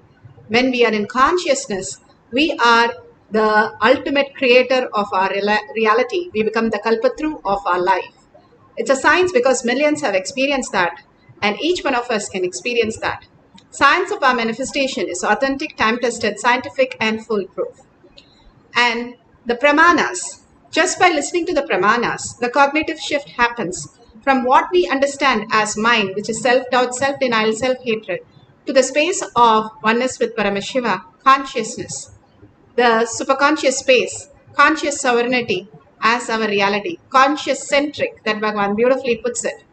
The Shastra Pramana, the scriptural reference, the scriptures are real. The eternal unchangeable truth revealed in the source scriptures, Vedas as pure science and Agamas as applied science. Apta Pramana, the experience and the results of Aptas. Aptas are the Rishis, Munis, Ganas, Nainamas, Alvars, Siddhas, Yogi, Yoginis, Rudrakanyas, even emperors, even Grahasthas who manifested all the powers of Paramashiva. And they are the authority of Hinduism, and all the powers were authentic, time-tested, scientific, and foolproof. Atma Pramana, account of His Divine Holiness Bhagwan Nithyananda Paramashivam, this millennium's avatar's personal experience of power manifestation. Bhagavan's very own leelas to showcase to the world how the cognitive shift make them a superconscious being. Shakshi Pramana, the experience of the millions of disciples, devotees, followers all around the world, initiated by Bhagavan into the science of our manifestation. Bhagwan has beautifully said, whoever comes to Kailash Courtyard is like a Garbha Mandir. Simply whatever you have the desire, it becomes reality. When you are in oneness with Paramashiva, Paramashiva can just flood in your system as all your desires, all your fulfillment into reality. Pratyaksha Pramana, scientific study measuring the effect of being in the enlightened state. Bhagavan Paramashiva says what happens to your brain when you manifest power every single day. Science of manifestation is a tapas, Bhagavan calls it, because when you start manifesting every single day, the thoughtlessness becomes your very reality, and the prefrontal cortex becomes so highly vibrant, and you can experience the consciousness in your physical reality, that what happens is you are sucked into a different time zone where the parallel universe occurs and the synergy trigger happens, where you are already manifesting all the quantum possibility, and you can map it to this reality and manifest all your desire into reality. And it is now science is clearly saying how you can experience that, and Bhagwan is exactly giving us this greater science as initiation for us to manifest that powers. Let's go to the Shastra Pramana, the scriptural reference for the power of consciousness over matter. This is taken from Vijnana Bhairava Tantra. What is Vijnana? Vijnana means consciousness. Bhairava means one who experiences consciousness beyond the mind. And Tantra is the method, how we have methods in the outer world to assemble a computer, assemble a rocket. Here Bhagavan gives step-by-step process for us to build the consciousness as our reality. So consciousness over matter, the scriptural reference is from the Vijnana Bhairava Tantra. Vijnana Bhairava Tantra, Sutra 120, Dharana 95. Power of consciousness over matter, silicon, is taken from the Vijnana Bhairava Tantra, Sutra 120, Dharana 95. Kvachit vastuni vinyasya shanairdrishtim nivartayet tajnanam chitta sahitam devi shunyalayo bhavet. Kvachid vastuni vinyasya shanairdrishtim nivartayet tajnanam chitta sahitam devi shunyalayo bhavet. Bhagavan Paramashiva beautifully says, having fixed one's eyes on a particular object, Vastu, one should slowly withdraw the sight from that object, as well as slowly eliminate the knowledge of the object, along with the thoughts and impression of it. O Devi, one abides in Sunya, the state where there is nothing other than this exists, where the state of all-inclusive infinity becomes our reality. Bhagavan has beautifully given us the signs how we can experience beyond an object. He beautifully describes, if you take a rose, you have the word rose, you have the idea that it is whatever the smell is, whatever the texture is, whatever the feeling of a rose, and the thought current, first time who gave you a rose, what happened with the rose, all that is what you have a narration, the mind gives a narration on the rose. But beyond that, there exists a space, the consciousness, which is projected as rose. How do we experience the consciousness of a rose? That's what Bhagavan says. When you drop all the identities of a rose and you understand that consciousness is projected as a rose, you'll understand that rose itself is part of the oneness with you. You and rose becomes the one, a space where you can do anything, command over the rose, and the rose will simply listen or even tell you all the features about the rose much more in deeper sense. That is what happens to all the rishis. When Swami Vivekananda once was asked by Ramakrishna Paramahamsa to read the Ashtavakra Gita, he simply refused and he said, no, this is not possible. How can an object and you and the action all become one? And what is it saying? It cannot be possible. But Ramakrishna Paramahamsa beautifully knows he is a Brahmarishi who has come down, and simply by a touch on his shoulder, he experienced that oneness for 3 days. It is said that he goes and hits his head on the pillars of the Devi temple to experience whether he is still alive or real, and whether it is possible for him to become oneness with the pillar, and is it possible to experience this. He still doesn't believe it. He wants to do experience with the truth, but because he's in such a high frequency, Ramakrishna Paramahamsa could give him that great reality and make him experience in the experiential reality. How do we experience that reality? Bhagavan beautifully says the cognitive shift. How, when we are in the deep sleep, we are in that state. There is no seen, there is no seer, and there is no seeing happening. It is all one and the same. It is Brahman, Bhagavan space. Bhagavan beautifully says, you don't have anything other than consciousness. But when we don't have any words to describe, we only say, oh, I love that, and nobody hates going to sleep, even though we have to do every single day throughout our life. We are happy to do that again and again and again, because we fall into the space of the very nature who we are. We love that space and we are happy. Even if you wake up at 2 o'clock in the night, you're more happy that you have few more hours to sleep. You don't say, oh my God, I have to sleep a little more. You just wake up. Unless you have something more interesting, you don't want to wake up. The most beautiful space that we occupy, that's what Bhagavan says, is the deep sleep. Now we wake up to the dream state. Dream state, Bhagavan calls it dream enlightenment. When you wake up to the dream enlightenment, you have like a projector projecting all the characters, but you have no control. It is like all random things happening out there. You just are the witness to witness the whole thing. You have no control. There is very less distance between the seer and the seen, Bhagavan says. And then you wake up to this waking enlightenment, what you see right now. And Bhagavan says you're made of the same material as the dream, including your body. Because in the deep sleep, you don't use the same body. In the dream state, you don't use the same body. And now you're using 1/3 of your life in this body, what you call the waking enlightenment. In the waking enlightenment, the seen, seer, and seeing, everything is different. We don't see anything because we take signals from the outer world. As long as we are taking signals from the outer world, we are materialistic life. When the senses starts going inward and understand, the very reason why we are getting to understand the signal from outside is because we are consciousness. So consciousness is more powerful than what is the signal from the outside.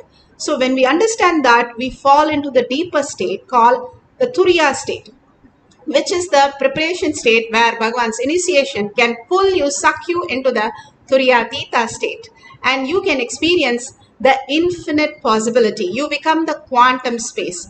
All this power manifestation takes you to the deeper and deeper understanding, deeper and deeper cognition shift, and make you manifest these small powers to give you a glimpse of the greater science that Bhagavan is unfolding in each one of us as reality. Now, Bhagavan beautifully gives a Apta Pramana. Apta Pramana, where in Ramayana, in Yuddha Kanda, what happened to the rocks? The rocks, when they wrote the Ramanama, simply the alchemy of the rock changed and it started floating. And this is clearly given in the different Kanda. And the consciousness over matter simply was possible for the monkeys to lift the rocks and put it in the ocean. And also the same thing Bhagavan talks about the Vimana.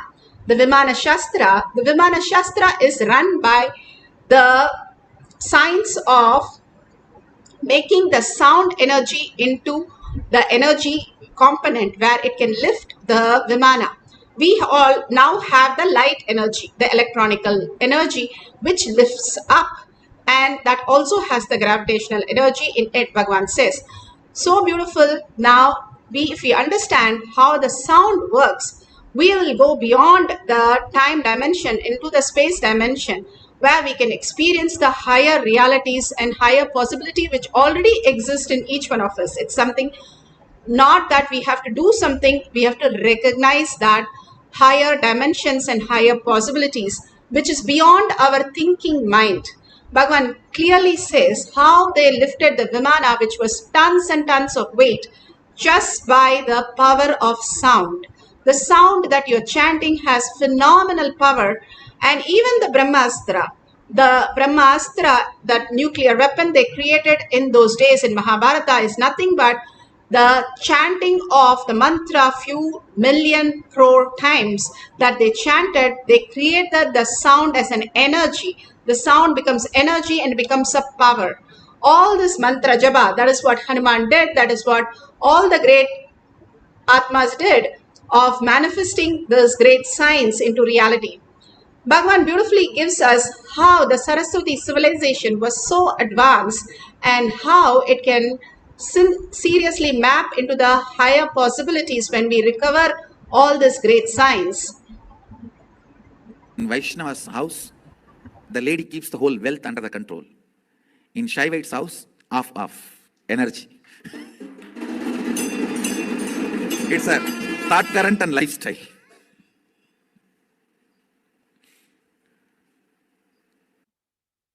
Saraswati. The silicon of Saraswati. If you take and filter the silicon and make the chips for wherever you need artificial intelligence, it will help you 1,000 times. Let this all be in record. I'll prove all this. You'll see. Because these are all chemically awakened, physically manifesting proven biology. It is already, this biology is already used for alchemy and it has already been established. It is success for all this kind of activities.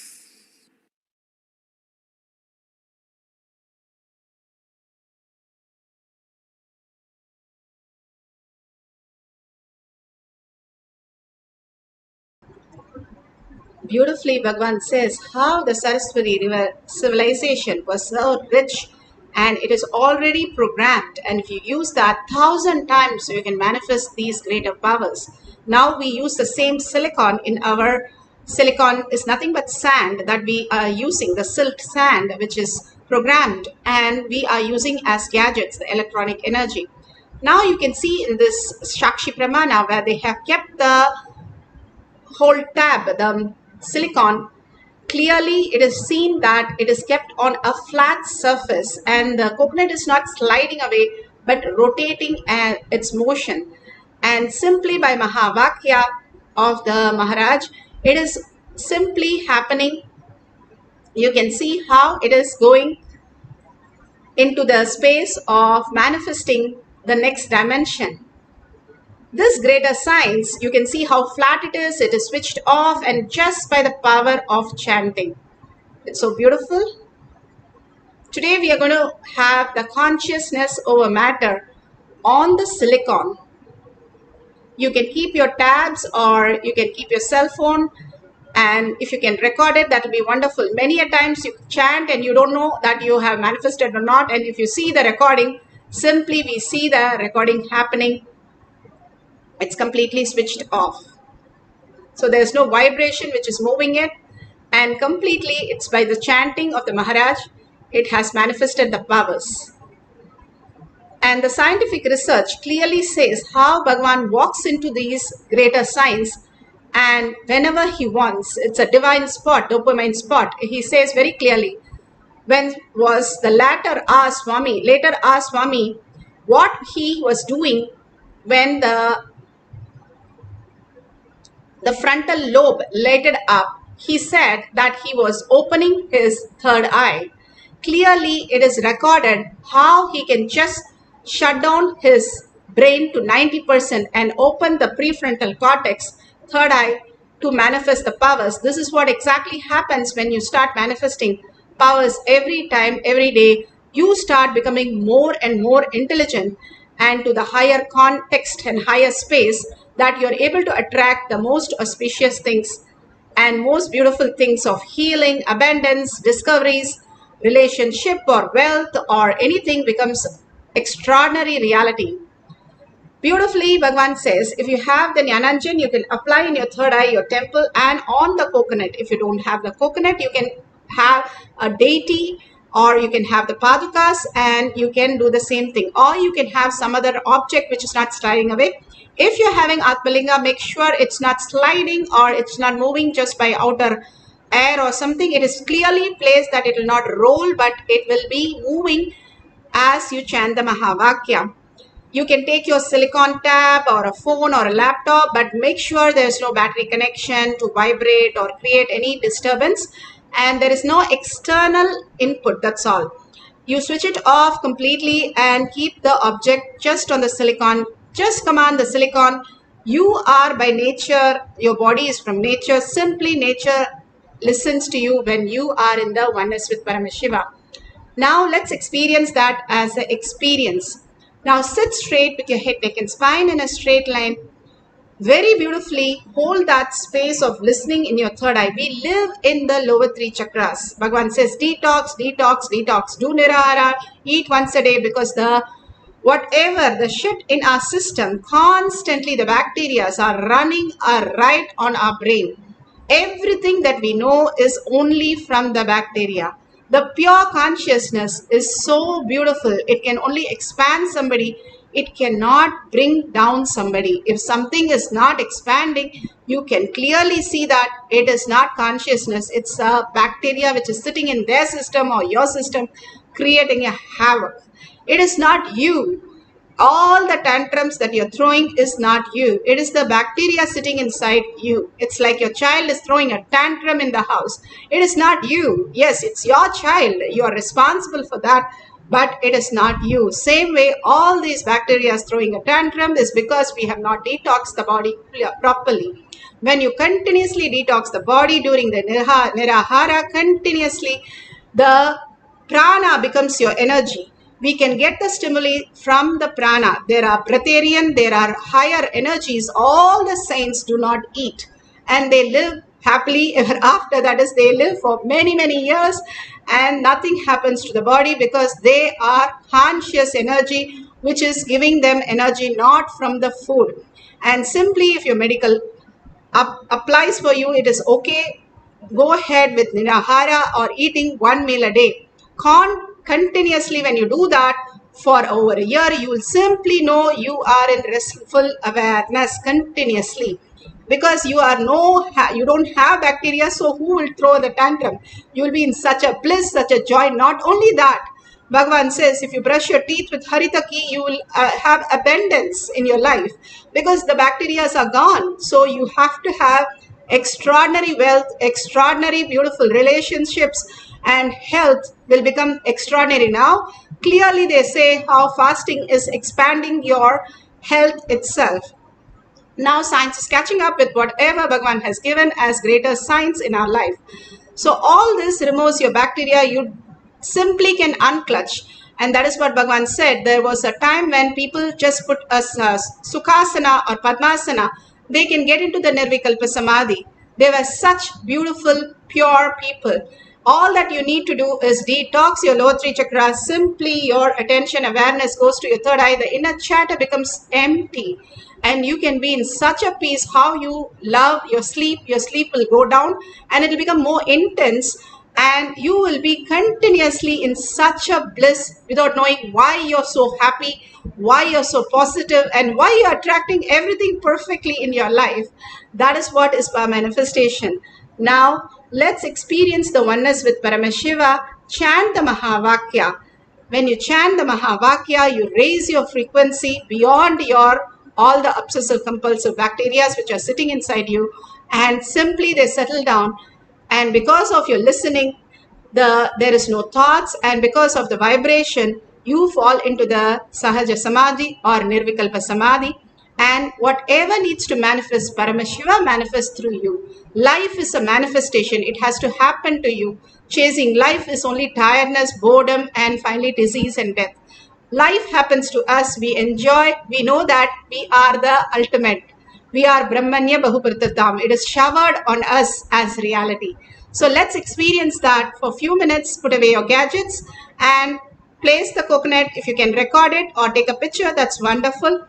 Now sit as Paramashiva or any Ishtadevata you are so connected to, and very clearly hold that space of 25 heads and 75 eyes and 50 hands. Why do we experience that? It is more and more awakening our God dimension, the God particle in us when we do that. We are Paramashiva. Paramashiva is real. That is the very existence who we are. And unclutch from your body, mind, thoughts, and surrender to Bhagwan's lotus feet. That love and gratitude opens up in you into the next dimension. Only Guru can just suck you into that conscious space and surrender to his lotus feet again and again to experience the oneness. Now let's chant the Mahavakya intensely with the intense listening to manifest the power of consciousness over matter.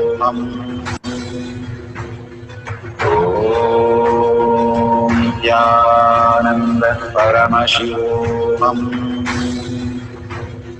Om Nithyananda Paramashivoham.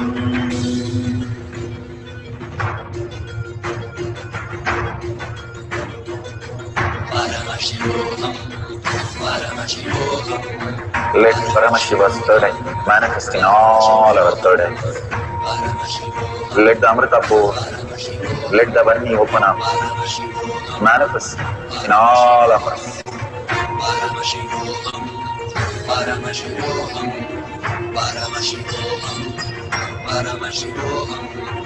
Let Paramashiva overflow, manifest the powers in all our third eyes. Om Nithyananda Paramashivoham. Om Nithyananda Paramashivoham. Om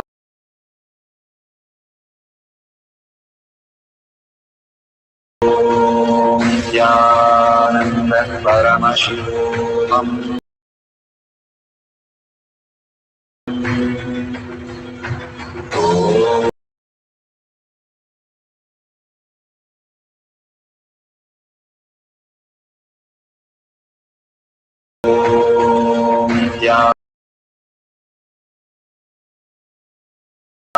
Nithyananda Paramashivoham. Om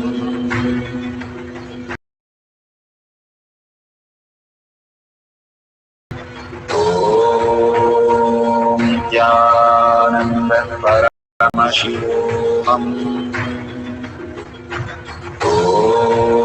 Om Nithyananda Paramashivoham. Om Nithyananda Paramashivoham. Om Nithyananda Paramashivoham. Om Nithyananda Paramashivoham. Om Nithyananda Paramashivoham. Om Nithyananda Paramashivoham.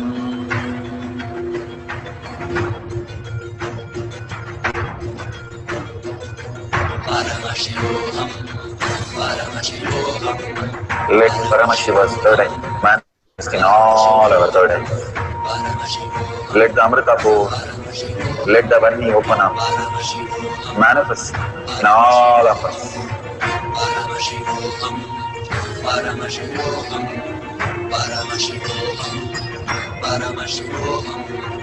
Let Paramashiva overflow, manifest the powers in all our third eyes. Om Nithyananda Paramashivoham. Om Nithyananda Paramashivoham. Om Nithyananda Paramashivoham. Om Nithyananda Paramashivoham. Om Nithyananda Paramashivoham. Om Nithyananda Paramashivoham. Om Nithyananda Paramashivoham. Nithyananda Paramashivoham. Om Nithyananda Paramashivoham. Om Nithyananda Paramashivoham. Om Nithyananda Paramashivoham. Om Nithyananda Paramashivoham. Om Nithyananda Paramashivoham. Om Nithyananda Paramashivoham. Om Nithyananda Paramashivoham. Om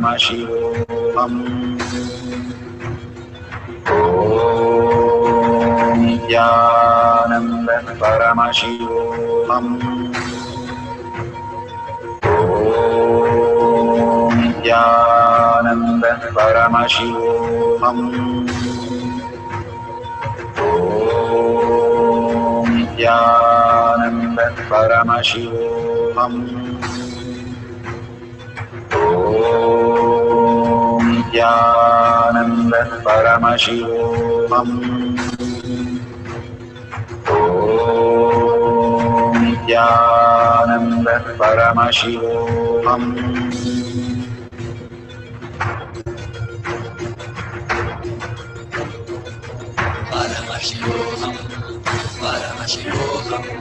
Let Paramashiva's third eye manifest in all our third eyes.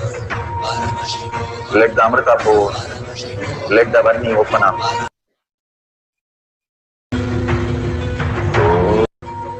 Om Nithyananda Paramashivoham.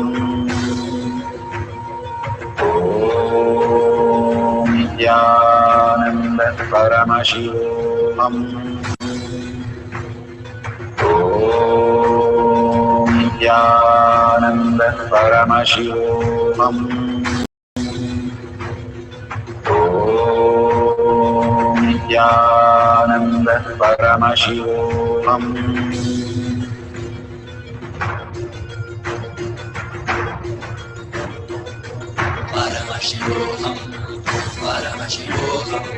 Let Paramashiva's third eye manifest in all our third eyes. Let the Amrita pour, let the Varni open up, manifest in all of us.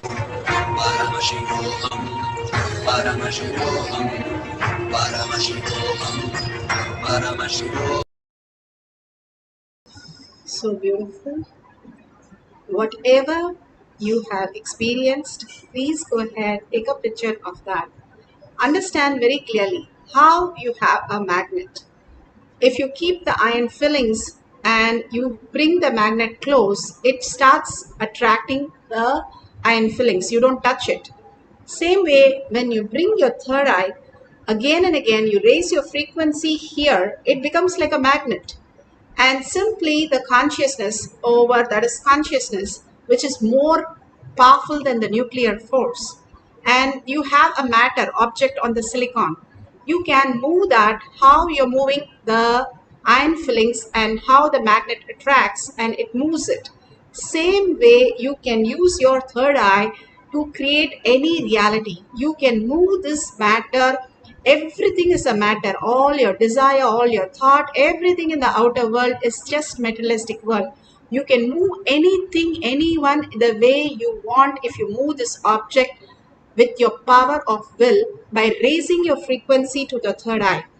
Feel deep feeling connection, gratitude, chanting, and deep listening through your third eye will increase your third eye more and more powerful, that you simply feel your heart, your brain coherence happen and you become so powerful that you can move any matter in this world.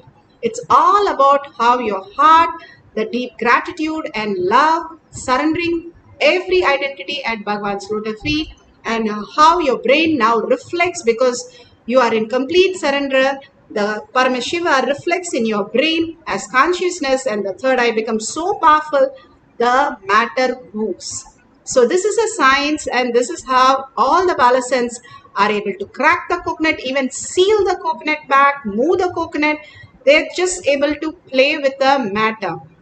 We can also experience, because Bhagavan is more present than us in the Kailash courtyard, and his presence, and collectively all of us sitting, hundreds of people all over the world sitting and having this beautiful Nirvikalpa Samadhi. Bhagavan says even one person, one time manifesting powers, you can remove the collective negativity of million people. It's so powerful, powerful than the nuclear force, strong nuclear force. So such a oneness happens in you. You can simply move that again and again. It's not that only sometimes somebody it happens. It is the science. When you bring that deep gratitude and deep love in your heart, simply it opens up to the next dimension when you chant the Mahavakya, raising your frequency by deep listening. Let's have one more cycle. Clearly put away your gadgets. Place the object very stable on the silicon, switch off the silicon, and hold that deep oneness, just disappearing into Paramashiva, dissolving into Paramashiva. Let Paramashiva happen inside you as energy, as consciousness. And when you let him, he will simply remove all the obstacles and manifest all the powers. So let's start chanting the Mahavakya with the deep listening, creating such a oneness space with Paramashiva, manifesting the power of consciousness over matter.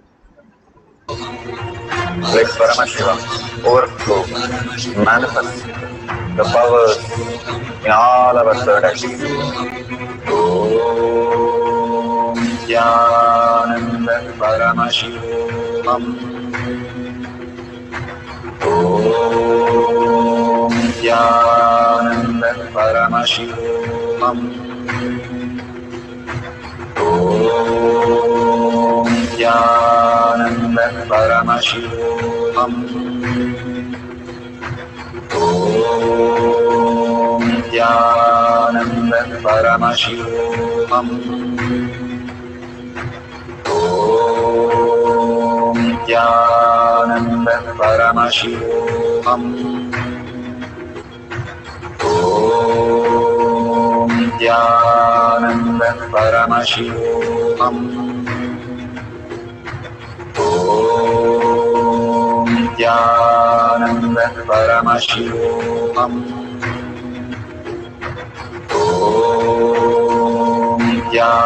Jnananda Paramashivoham. Om Jnananda Paramashivoham. Om Jnananda Paramashivoham. Om Jnananda Paramashivoham.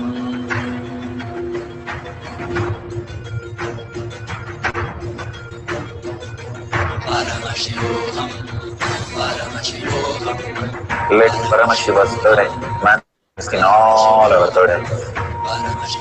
Let the Amrita pour, let the Varni open up, manifest in all of us. Paramashivoham, Paramashivoham, Paramashivoham, Paramashivoham.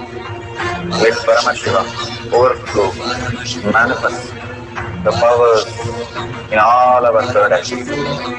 Om Jnananda Paramashivoham. Om Jnananda Paramashivoham. Om Jnananda Paramashivoham. Om Jnananda Paramashivoham. Om Jnananda Paramashivoham. Om Jnananda Paramashivoham.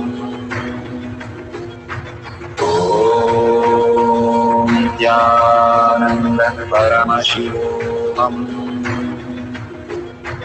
Om Nithyananda Paramashivoham. Om Nithyananda Paramashivoham. Om Nithyananda Paramashivoham. Om Nithyananda Paramashivoham. Om Nithyananda Paramashivoham. Om Nithyananda Paramashivoham. Om Nithyananda Paramashivoham. Om Nithyananda Paramashivoham. Om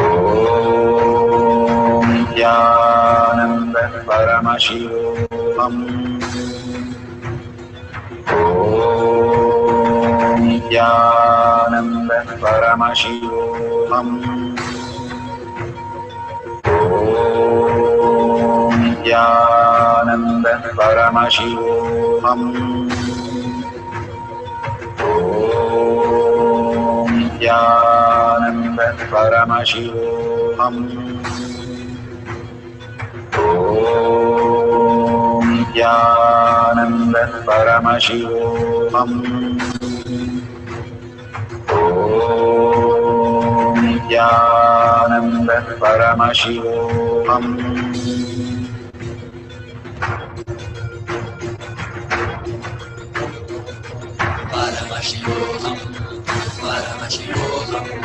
Let Paramashiva's third eye manifest in all our third eyes. Let the Amrita pour, let the Om Nithyananda Paramashivoham. Om Nithyananda Paramashivoham. Om Nithyananda Paramashivoham. Om Nithyananda Paramashivoham. Om Nithyananda Paramashivoham. Om Nithyananda Paramashivoham. Om Nithyananda Paramashivoham. Om Nithyananda Paramashivoham. Om Nithyananda Paramashivoham. Om Nithyananda Paramashivoham.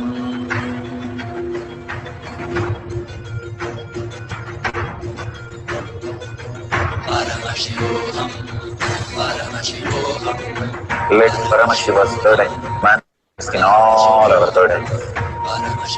Let the Amrita pour, let the Varni open up, manifest in all of us.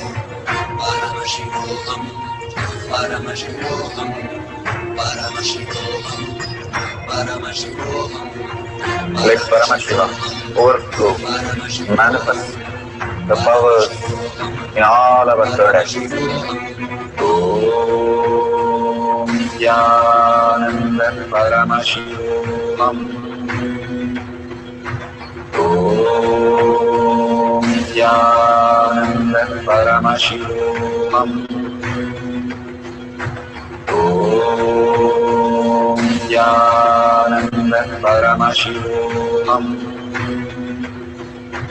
Om Nithyananda Paramashivoham.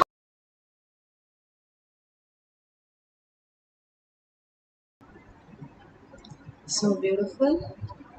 Whatever prasada you have received, your powerful cognition, your experiences and the power manifestation.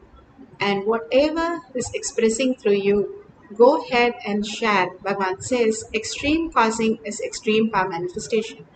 Causing is part of power manifestation, enriching and causing.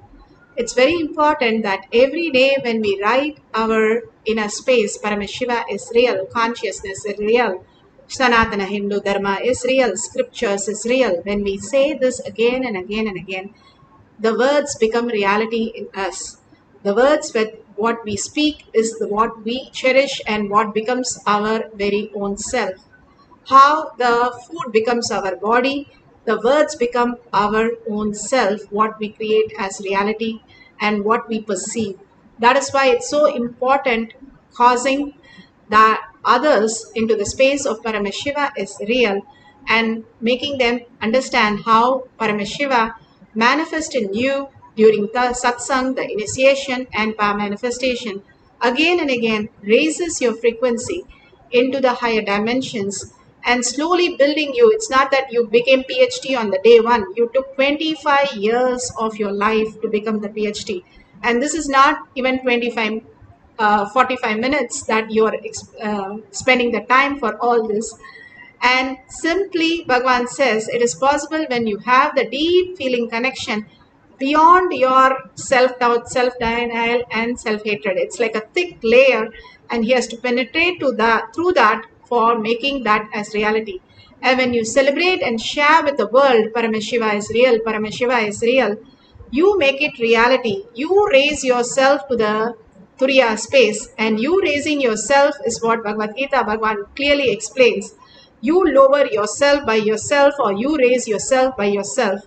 And causing is the exact way of how you raise yourself by yourself to the Turiya state, and then Bhagavan can suck you into the conscious space of Paramashiva into the Turiya Tita, eternal enlightenment space. So please go ahead, share it, share all your experience in tinyurl.com/power manifestation, thanking Bhagavan for all this powerful cognition that he is showering on us every single day. And thank you all of you in all the social media for simple integrity, simple obedience, manifesting the powers of Paramashiva, the Jnana Pada that Bhagavan says part of the daily routine. Thank you so much for being here, holding the collective consciousness, collective integrity, conscious-centric lifestyle. And with a deep gratitude, thanking Bhagwan and thanking all of you and deep earning Paramashiva is real in my words, thought and action, and seeing everything and everyone as Paramashiva as my reality, holding this powerful space and ending this session with a Purna Mantra. Om Purnamada Purnamidam Purna Purnamadashyate Purnasya Purnamataya Purnameva Vashishyate. Om Shanti Shanti Shanti. Hari Om Tat Sat Sarvam Bhagavate Sri Nithyananda Paramashivam Padukar Paramastu. Om Nithyanandam.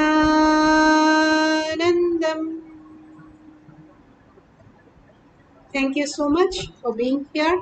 The next session will be after the darshan or satsang. And see you in the next Kailash Kotyar manifesting power session. Thank you. Nithyanandam.